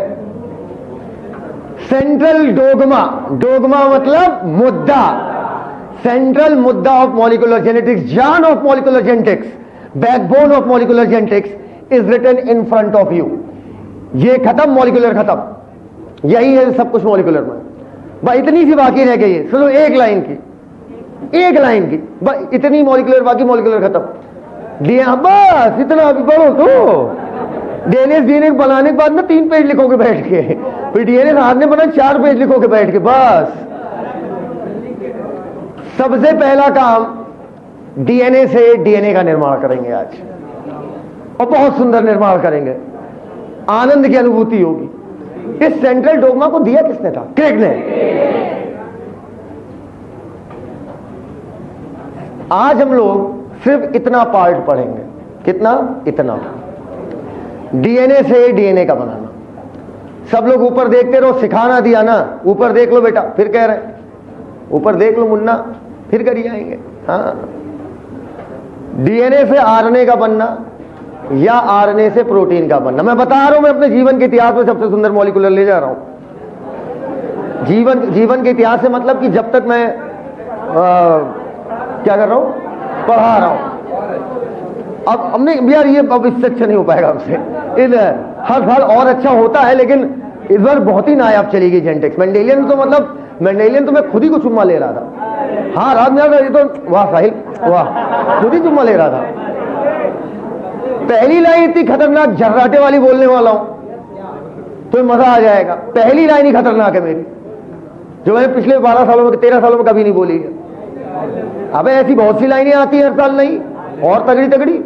डीएनए से डीएनए का बनना, जो अगर हमसे पढ़ोगे तुम बोल दो यहां सर आपने नहीं बोली है, ठीक है। डीएनए से डीएनए का बनना, उसे तोड़ तोड़ के अलग लगेगा बोली, एक साथ बोल देते मजा आ जाएगा भी। डीएनए से आरएनए का बनना और आरएनए से प्रोटीन का बनना, ये तीनों एनर्जी एक्सपेंसिव प्रोसेस है, तीनों। हाँ क्या बताओ? डीएनए से डीएनए का बनना, डीएनए से आरएनए का बनना, आरएनए से प्रोटीन का बनना, ये तीनों एनर्जी एक्सपेंसिव प्रोसेस है। आमतौर पर आप डीएनए रेप्लिकेशन को बोल देते हो एनर्जी एक्सपेंसिव प्रोसेस ना, तीनों एनर्जी बहुत लगती है, बहुत एनर्जी लगती है। और यार एनर्जी देता है एडिनोसिन ट्राइफॉस्फेट, मतलब एटीपी की आवश्यकता है या नहीं है या नहीं है? पक्का? अब सुनते जाना। इतनी एनर्जी लगती है कि एटीपी अकेला पर्याप्त नहीं है। एडिनोसिन ट्राइफॉस्फेट है क्या बेटा? क्या है एडिनोसिन ट्राइफॉस्फेट? कुछ नहीं। एडिनोसिन ट्राइफॉस्फेट का मतलब adenine plus nucleoside, pentose sugar plus phosphoric acid plus nitrogenous base मिलकर क्या कहलाया था? न्यूक्लियोटाइड। बोल दो नहीं मत डालेंगे, बोल दो नहीं मत डालेंगे।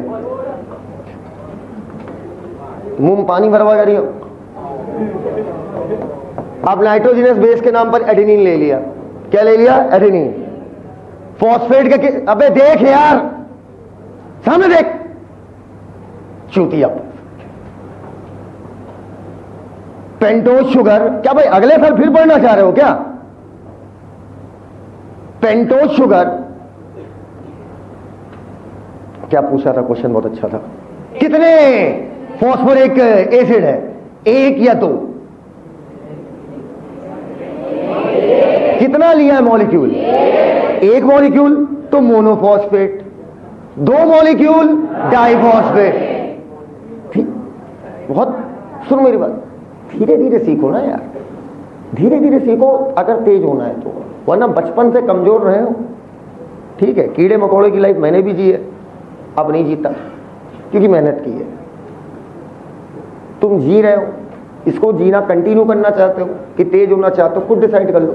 55 साल से तैयारी करते हो, सालों सिलेक्शन नहीं होता, पता नहीं क्या तैयारी करते हो, मूतते हैं ऐसी तैयारी पे तुम्हारी। क्या करते हो भाई? मतलब चूतिया उतिया का एक साल में एक सब्जेक्ट पढ़ो ना तो 3.5 साल में हो जाएगा, क्योंकि 5 साल में 2 साल तो तुम कोचिंग ही नहीं आते हो, एडमिशन ले लेते हो। एडमिशन जितना होगा उसमें से 400 बच्चा माइनस कर लो, वो नहीं आता। वो क्यों नहीं आता? क्योंकि वो डिप्रेस हो जाता है। फिजिक्स नहीं आ रही, क्लास छोड़ दी, केमिस्ट्री नहीं आ रही, क्लास छोड़ दी, बायो नहीं आ रही, क्लास छोड़ दी, घर में बैठ गए, तो वो 2 साल तो तुम्हारे फिर वैसे चले जाते हैं। फिर घर वालों का प्रेशर आ जाता है कि कहीं घर ना बुला ले, या माँ बाप ने एक टपक गए तुम्हारे, ऐसा हो जाता है। तब तुम आते हो जोश में, फॉर्म में आते हो, फिर उसके वहां से तुम्हें 3 साल लगता है, टोटल साल लग गया 5। वरना 5 साल कोई तैयारी नहीं होती नीट की। 5 साल जो चूतिया तैयारी करते हैं ना, मैं उन्हें महाचूतिया कहता हूं। अपने दिल में झांक के पूछ लो, ईमानदारी से पढ़ने वाला बच्चा 2 साल में सेलेक्ट हो जाता है।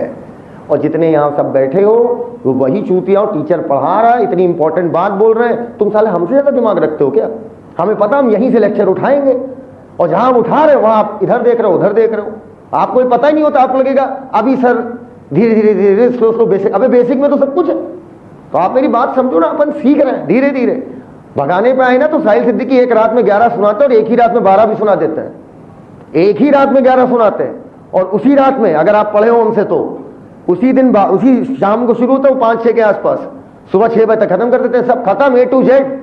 भगाने पे आए, जैसा पहला लेक्चर चल रहा था वैसा ही आज का चल रहा है कि भगा रहे हैं? सेम चल रहा। कितनी बार साल में रिवीजन चला आपका? और उसके बाद अब लास्ट टाइम पे ऐसी गलतियां मत कीजिए, लास्ट टाइम में सीखिए, और अभी भी आराम आराम से जाएंगे। बाल में क्या 10 अप्रैल की ऐसी की तैसी बाकी यहाँ 15 अप्रैल तक ले जाएंगे। जाओ तुम सीखो, लेकिन तुम सवाल पूछो। तुम जब तक सवाल पूछोगे नहीं तब तक आप तेज होगे नहीं। अच्छे से जान लो, जब तक टीचर से इंटरेक्शन नहीं आप कभी तेज नहीं होगे। अगर आपको लगता है कि आप वहां कोपचे में बैठ के पढ़ते रहो और रूम पे कलम घिसते रहो आप तेज हो जाओगे, आप कभी ऐसे तेज नहीं होगे, क्योंकि आपकी गलती आपका टीचर ही आपको बताएगा और कोई नहीं बता पाएगा। इसलिए जब मैं कहता हूं सामने देखो तो देखो, क्योंकि हमारा वो काम नहीं है कि हम आए, तुमने मुझे पैसा दिया इसलिए हम पढ़ा रहे हैं। अगर तुमने मुझे पैसा दिया हम पढ़ा रहे हैं ना, तुम 17 दिन भले तुम्हारी क्या चली थी मैराथन, 17 दिन मैराथन चल रही थी, हम मैराथन रोक देते वहीं पे। हम कहते भाई सुन, पहले सिलेबस 31 मार्च को खत्म होगा, उसके बाद मैराथन चालू कर देंगे। रोकी? पूछ रहे रोकी? क्योंकि हमें पता था 11 तुम्हारा गोल हो रहा है, बहुत कायदे से गोल हो रहा है 11, और 11 पीछे से कवर कराना पड़ेगा क्योंकि हम 12th में एकदम लास्ट चैप्टर पर चल रहे हैं। तो अपन का अगर आपसे पैसा लेते हैं ना, मान लिए X अमाउंट लेते हैं ना, तो भाई साहब 10X की मेहनत करके देते हैं। हमारा काम आपको पढ़ाना नहीं, आपको तेज करना है। वरना आपका पैसा जो हम लिए हैं ना, वो किस रूप में निकलेगा? या तो मेरी औलाद जो है डिफेक्टेड होगी, या हम जिंदगी भर निरौलाद रहेंगे। निकलता सबका है, क्योंकि इतने परिवार का तुम भविष्य में, इतने परिवार हो, इतने परिवार का भविष्य हम पे टिका है। तो आपको तेज होने के लिए आपको मेरी बात माननी पड़ेगी, है ना?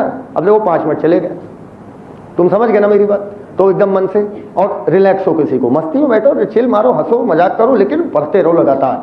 समझ गए? आपस में ना करो, जब हम कुछ बोले तो ठीक है, फिर एक साथ हुआ देखो कमीने बड़े भरे हुए, इनको कितना समझा। तो अगर मैंने फॉस्फोरिक एसिड 1 लिया तो मोनोफॉस्फेट, 2 फॉस्फोरिक एसिड लिया डाइफॉस्फेट, 3 फॉस्फोरिक एसिड लिया, ट्राई, टेट्रा कुछ नहीं होता, बस ट्राई तक जाते हैं। ठीक है, ट्राई के बाद अनस्टेबिलिटी आ जाती है, वो समझ जाओ, बस ट्राई तक जानते हैं। ठीक, अगर आपने नाइट्रोजिनस बेस के नाम पर एडेनिन लिया है, अगर नाइट्रोजिनस बेस के नाम पर एडेनिन लिखा है तो बोलो एडिनोसिन ट्राइफॉस्फेट, अभी मोनो, अभी एक फॉस्फोरिक एसिड, अरे एडिनोसिन मोनोफॉस्फेट। अगर नाइट्रोजिनस के बेस के नाम पर बेटा ग्वानीन लिया है, ग्वानोसिन मोनोफॉस्फेट। अगर नाइट्रोजिनस बेस के नाम पर साइटोसिन लिया है तो साइटिडीन मोनोफॉस्फेट। अगर नाइट्रोजिनस बेस के नाम पर क्या बचा, थाइमीन लिया है, थाइमिडीन ट्राइफॉस्फेट। क्लियर हो तो हाँ बोल दे बाबू। ओय ओय ओय ओय ओय ओय ओय ओय ओय ओय, अरे मोर माई रे, हम तो मर जाओ। अगर नाइट्रोजिनस बेस के नाम पर यूरेसिल लिया है, सर यूरेसिल, सर आप डीएनए रेप्लिकेशन पढ़ा जा रहे हो ना, अभी मैं जनरल बात कर रहा हूं, मैं सब की बात कर रहा हूं क्योंकि सब कुछ एनर्जी एक्सपेंसिव प्रोसेस है, तो मैं सारी बात करूंगा आज। अगर मैंने नाइट्रोजिनस बेस के नाम पर यूरेसिल लिया है तो यूरेसिल ट्राइफॉस्फेट। क्यों बोलो, क्यों बोलो, बोलो क्यों, एक लिया है। अब मान लीजिए मैं कह रहा हूं डीएनए रेप्लिकेशन हो चाहे ट्रांसक्रिप्शन हो, डीएनए से डीएनए का बनना, डीएनए से आरएनए का बनना, अगर ये दोनों एनर्जी एक्सपेंसिव प्रोसेस है, अगर ये दोनों एनर्जी एक्सपेंसिव प्रोसेस है, समझना भाई मेरी बात, अगर ये दोनों एनर्जी एक्सपेंसिव प्रोसेस है तो इसका मतलब दोनों को एटीपी चाहिए होगा, दोनों को ट्राइफॉस्फेट चाहिए होगा, और मोनो को ट्राई में बदलने के लिए कितना फॉस्फोरिक एसिड दें, 2 पीआई मतलब इनऑर्गेनिक फॉस्फेट। क्लियर है वाली बात। एएमपी को 2 फॉस्फोरिक एसिड दोगे तो क्या बन जाएगा, एडिनोसिन ट्राइफॉस्फेट। लेकिन मैंने कहा, सुनो तो मेरी बात, मैंने कहा अब देखो डांट दी तो एकदम एकदम स्ट्रेट बैठे, हट लूज बैठ, ऐसे ना हिलो नहीं, कुछ गलत सिग्नल आता है। हाँ अब सुनो, अगर समझो मेरी बात, अगर मैं कह रहा हूं एनर्जी एक्सपेंसिव, अबे होता एनर्जी रिच प्रोसेस, ठीक है, एनर्जी एक्सपेंसिव, एक्सपेंसिव मतलब बहुत ज्यादा। अकेले एटीपी की औकात नहीं है कि वो रेप्लिकेशन करा दे, अकेले एटीपी की औकात नहीं है कि वो डीएनए से आरएनए बनवा दे, इसलिए इनके साथ हम इनका भी इस्तेमाल करते हैं। इनका इस्तेमाल कब कर पाओगे, जब इनको बदलोगे ट्राई में। अरे भैया, तो भैया सबको दे दो इनऑर्गेनिक फॉस्फेट, धना धन धना धन धना धन। अब मैं एक लाइन बोलूंगा, जो जो समझ जाएगा वो तेज से हंसेगा। पहले पहले पहले क्या देख के समझ गए तुम जो हंस दिए? हर एमपी हर टीपी में बदल जाएगा।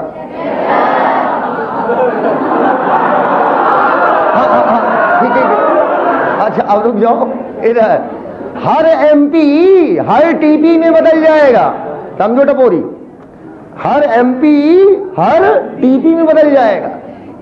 AMP ATP, GMP GDP, CMP CDP, TMP TDP. पक्का? अब कुछ लोग ट्रिक बनाएंगे, कंपन कंटाप, चूतिया, यूएमपी यूडीपी, पक्का, ओएमपी ओटीपी। अब पहले बताओ, यहां तक बात एकदम क्लियर हो गया है? एएमपी की क्या औकात, वो क्या एनर्जी देगा बे? एक फॉस्फेट है उसके पास। हूं तो ऐसे कर लो जैसे तुम्हें ये पता हो कि एटीपी कैसे एनर्जी देगा।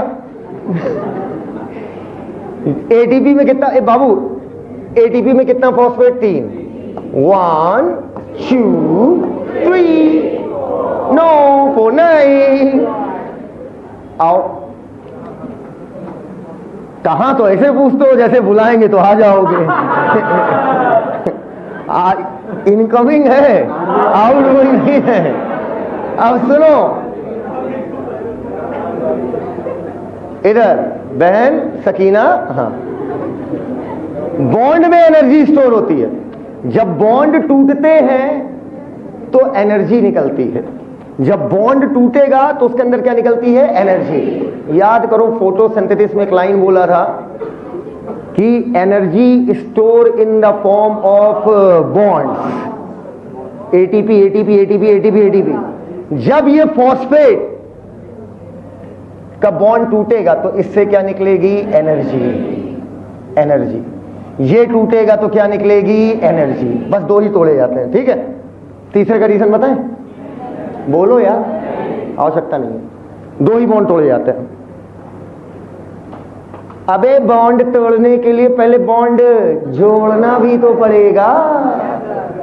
बॉन्ड तोड़ने के लिए बॉन्ड जोड़ना भी पड़ेगा। अब मान लो हिले हमसे कहे मेरा ब्रेकअप हो गया, हम कहें पागल हो गए हो क्या? बॉन्ड पहले बने तो, क्यों शुभम भाई? बॉन्ड पहले बने तो तब बॉन्ड पहले। अरे भाई एक बात कहता हूं मैं सीधा साधा नागरिक हूं भारत का। बॉन्ड पहले बनेगा बहन, तब बॉन्ड क्या होगा? टूटेगा। पक्का याद रखना, जो चीज काका देव देता है वो काका देव पूरा वापस सूद समेत ले लेता है। ले वही यहां से चीजें जा सकता है जो यहां से मेडिकल कॉलेज जाता है। ध्यान रखना हमारी बात। हाँ, इधर देखो, इधर देखो, इधर इधर इधर। बॉन्ड तोड़ने के लिए पहले बॉन्ड जोड़ना भी पड़ेगा नित्या।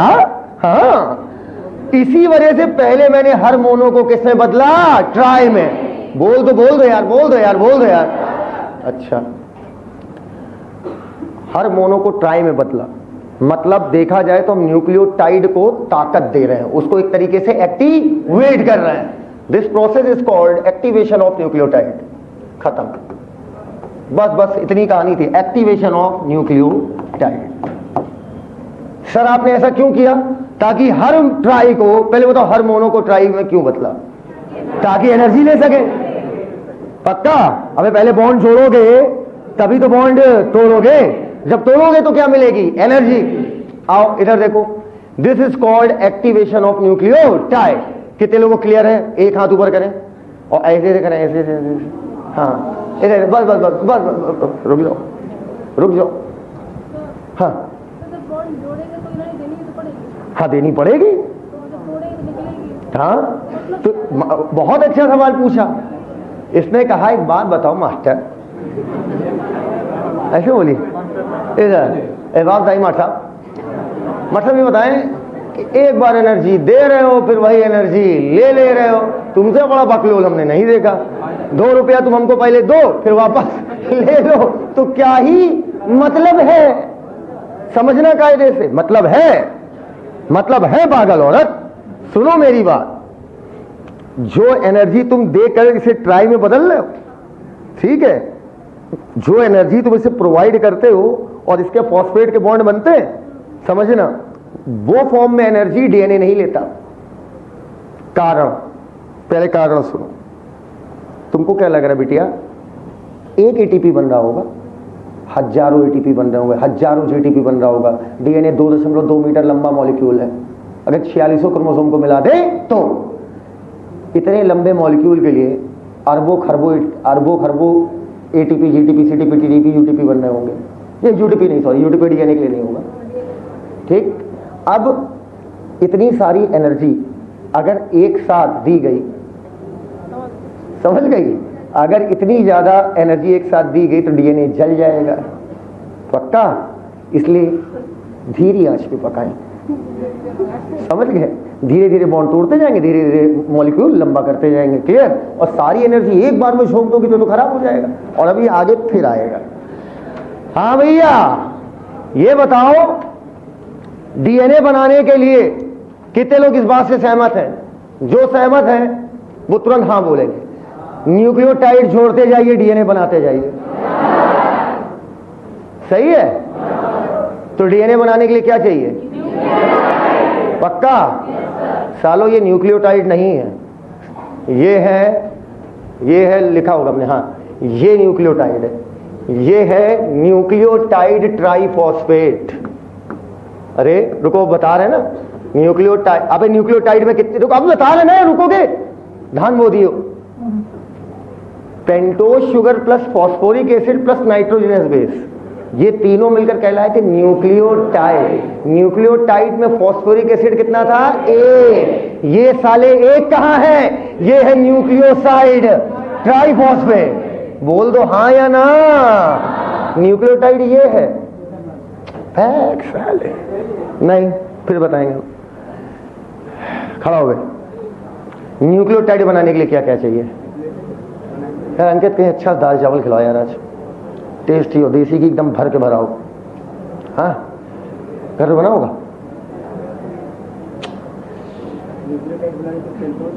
भूख होते लगी है। कह रहा पेंटोज शुगर, फॉस्फोरिक एसिड और नाइट्रोजनस बेस। कितना फॉस्फोरिक एसिड चाहिए? एक। इनको एक चाहिए, तो इसको कहोगे ना न्यूक्लियोटाइड। ये है ना न्यूक्लियोटाइड, ये तो है न्यूक्लियोसाइड ट्राइफॉस्फेट। यार बैठो, तुम खड़े हो, तुम्हारा नाम क्या है? सचिन भाई, हमारे सचिन तेंदुलकर। इधर सचिन यही सोच के ना क्या क्या हाँ सीमा। हाँ सुनो, हाँ तो ये बताओ भाई, सीमा है? सीमा कोई है? आओ। तुम्हें डीएनए बनाने के लिए न्यूक्लियोटाइड चाहिए कि न्यूक्लियोटाइड ट्राइफॉस्फेट चाहिए? डीएनए कह रहे न्यूक्लियोटाइड चाहिए यार। अरे मोरमाई, लेकिन साला हमने हर न्यूक्लियोटाइड को तो ट्राई में बदल दिया है। पहले मेरे सवाल ही को नहीं समझ रहे यार। हर न्यूक्लियोटाइड को मैंने ट्राई में बदल दिया है। जो मुझसे लास्ट ईयर पढ़े वो समझ रहे कितना बेहतरीन जा रहा है इस समय। बहुत खतरनाक जा रहा है भाई जी, हम बहुत खुश हैं। न्यूक्लियोटाइड को किसमें बदल रहा है? ट्राई में। और हमें चाहिए मोनोफॉस्फेट। हमें मोनो चाहिए डीएनए बनाने के लिए, लेकिन हमने हर मोनो को किसमें बदल दिया है? ट्राई में। तो साले इतना लात मारेंगे, ये बताओ ट्राई में बदल दियो और तुम्हें चाहिए क्या? कब चाहिए? जब रेप्लिकेशन कराओगे। तो जब रेप्लिकेशन कराओगे तो एनर्जी भी तो चाहिए।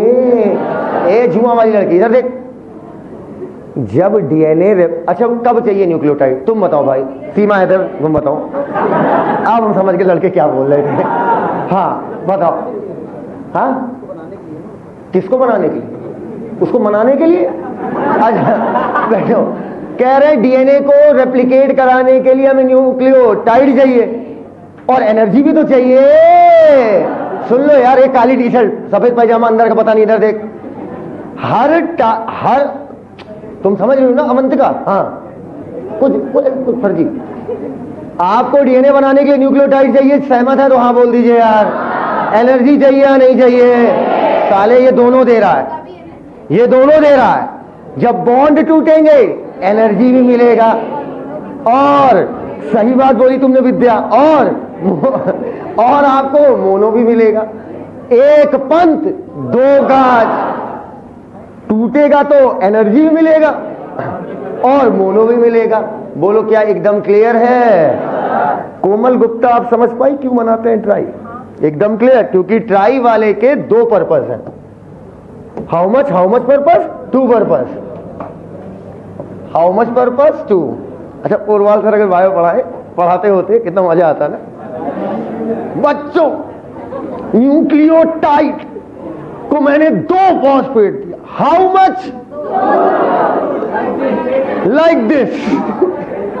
और टाइड ने बदला। अब देखो इसके दो का, एक एनर्जी देखा होगा ऐसे करके, एक एनर्जी इधर ऐसे जैसे बहुत बॉडी ये सब निकले, कुछ नहीं निकला है इधर। हाँ देखो, एक एनर्जी और सुनो बहुत पहले का भैया। हाँ एक नहीं, आज ज्यादा मजाक मत करना उनसे क्लास में। आज मूड बहुत भयंकर खराब है उनका। माता जी की तबीयत है उनकी खराब ज्यादा, इसलिए वो अपसेट बहुत ज्यादा है आज, और भी वो अस्पताल में ही बैठे हुए हैं। इसलिए आज आ गए।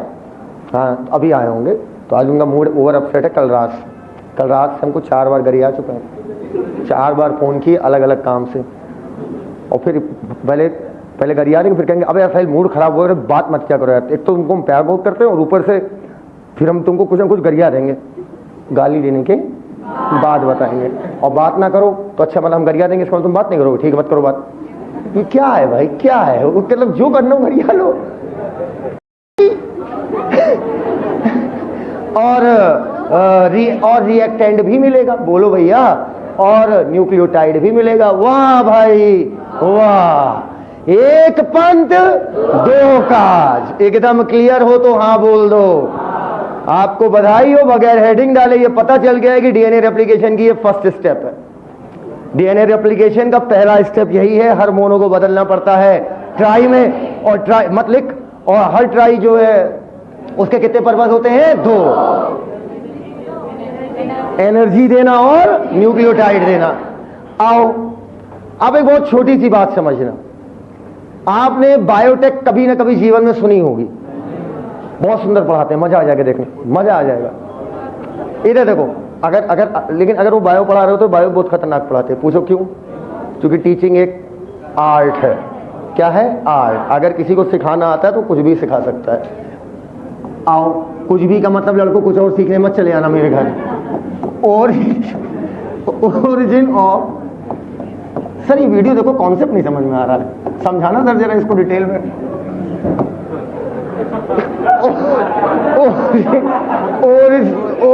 सर यहाँ फिजिक्स का कौन सा मैकेनिकल लॉ लग रहा है?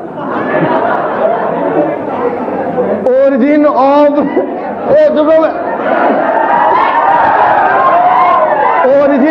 Origin of replication.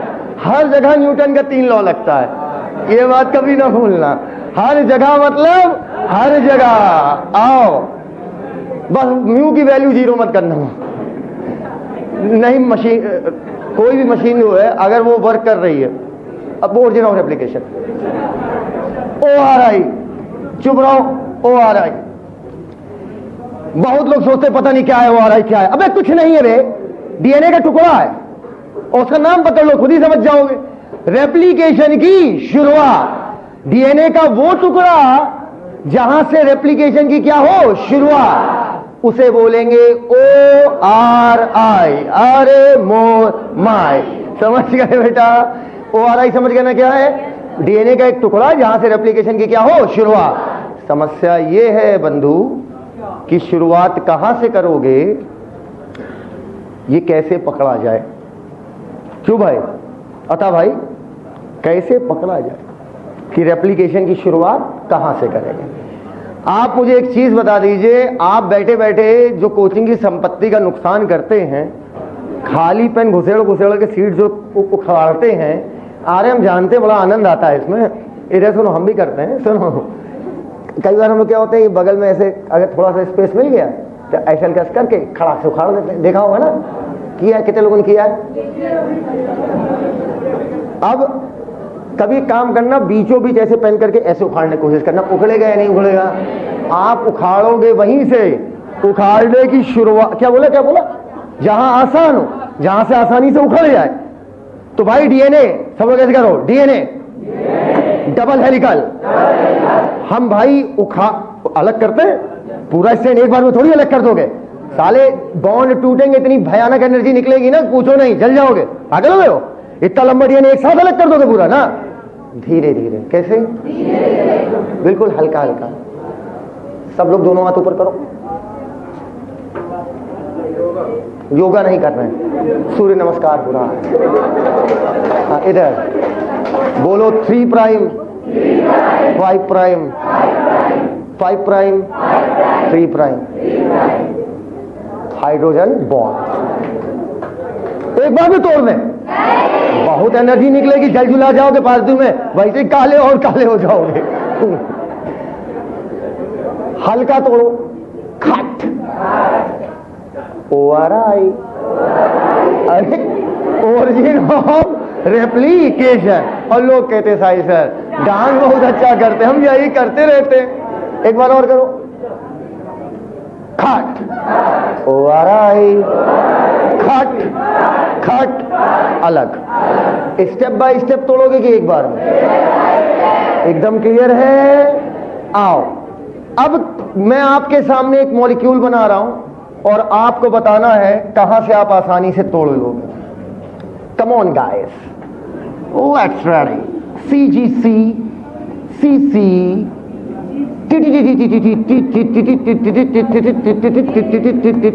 CC. आओ.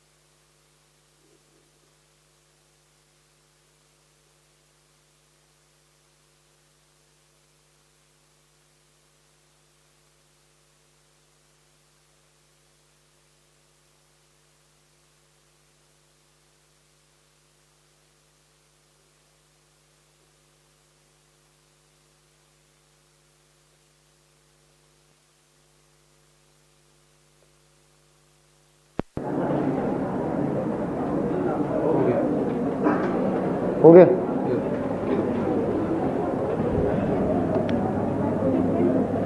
इसको छापिए। सेकंड पॉइंट ओ आ रहा है, छापिए।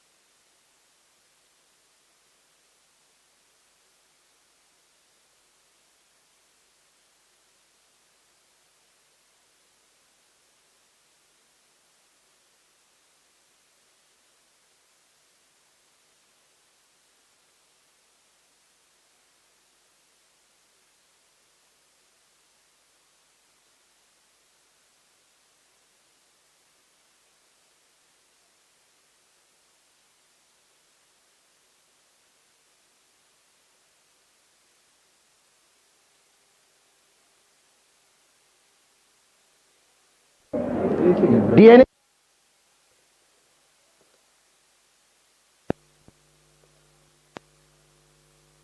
बार रिपीट होता हो, डीएनए का वो टुकड़ा जहां पर एडेनिन थायमिन हजारों बार रिपीट होता हो, डीएनए का वो टुकड़ा जहां पर एडेनिन थायमिन हजारों बार रिपीट होता हो,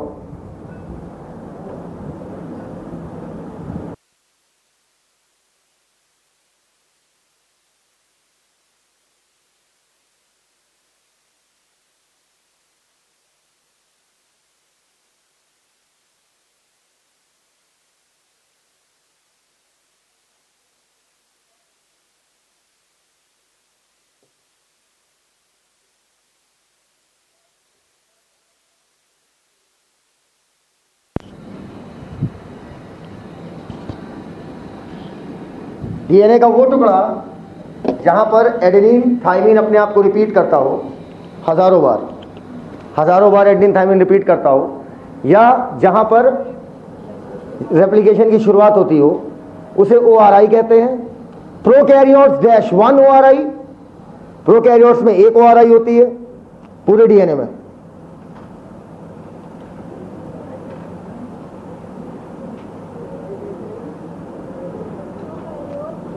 prokaryotes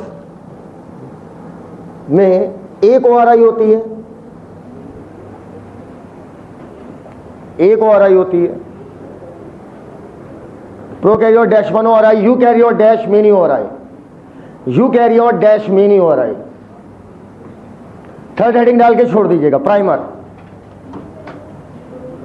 eukaryote dash mini ORI. कल डीएनए रेप्लिकेशन खत्म हो जाएगा, देन ट्रांसक्रिप्शन आ जाएगा। Primer, PRIMER। तो आज के लेक्चर से कुछ प्रश्न आपके सामने आ रहा है। मेसेल्सन और स्टेहल और टेलर का दोनों का सन एक ही था, 19।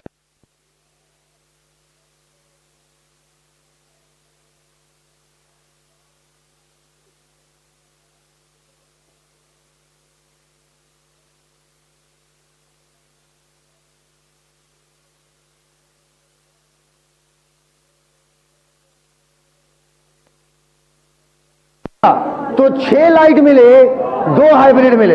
हाइब्रिड की संख्या सेम थी, परसेंटेज कम हो रहा था। लाइट की संख्या और परसेंटेज दोनों बढ़ रहा।